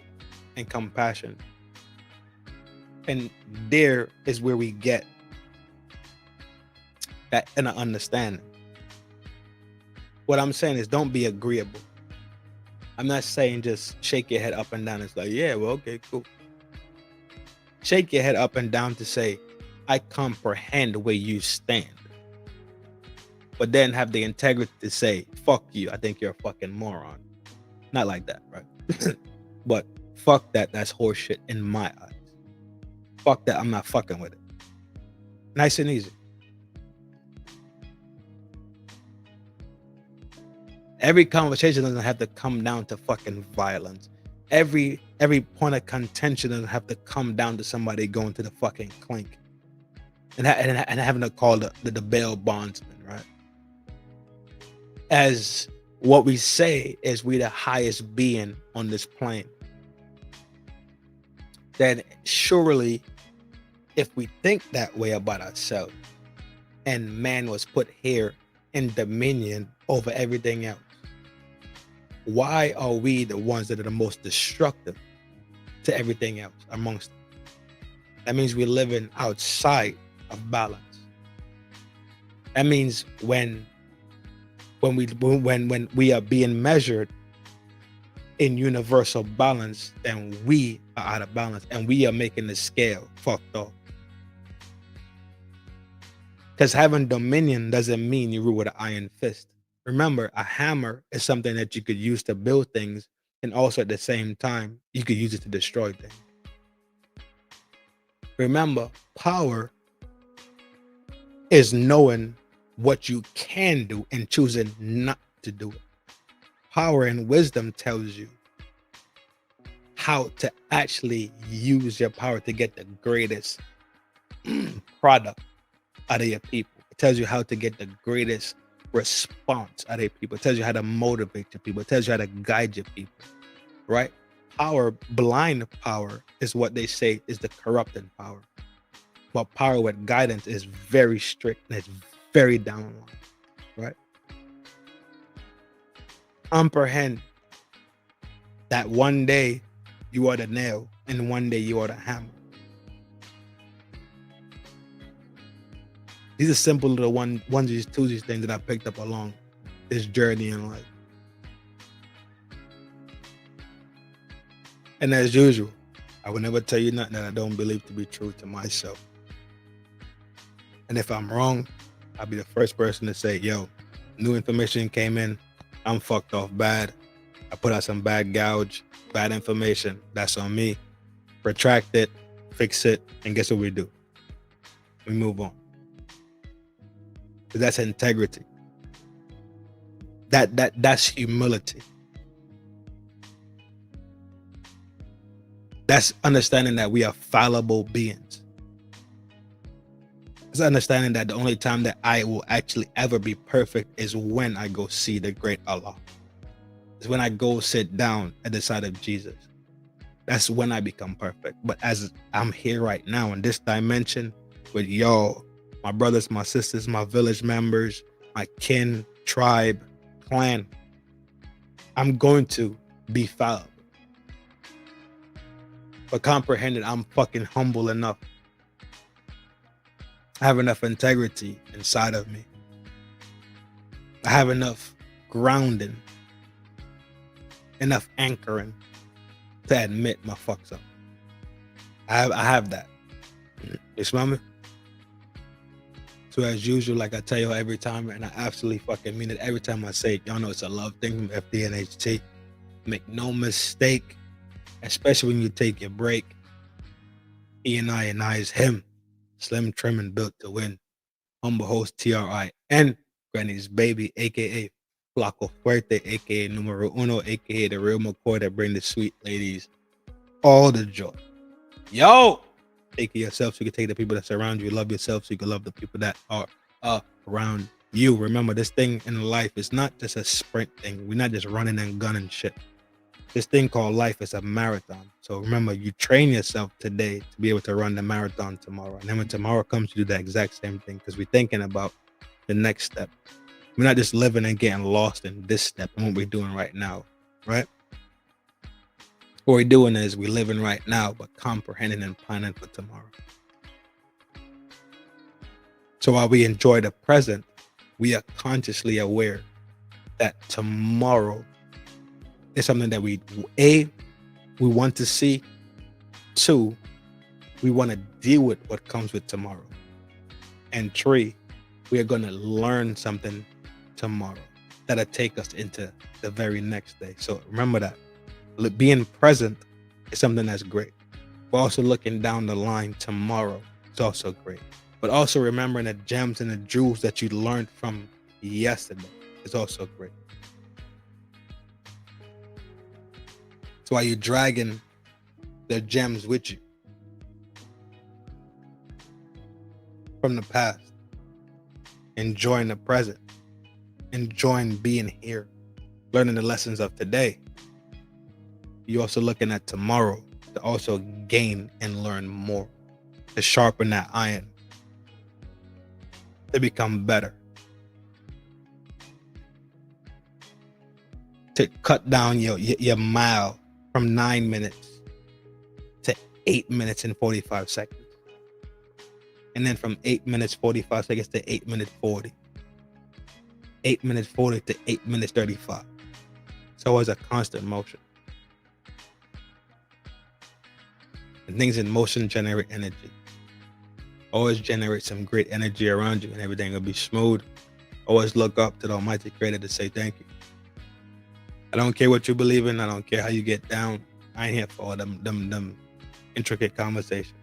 But comprehend that this is a greater thing that put a lot of things in motion that made us and ourselves great. Here, peace, power, and prosperity.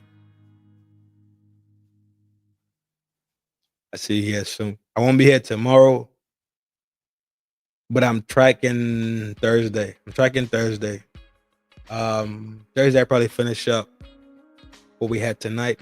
Or probably not. Y'all know what it is. Every time you come to the town square, come to the town square. Have no fear, family and friends are in here. Ladies, kick up your feet, relax your hair. And as fine as you are, you have access to the whole wine bar. Jenna Rose, step strong, step heavy, step often, and step fast. Shots and bears all night, they shot live.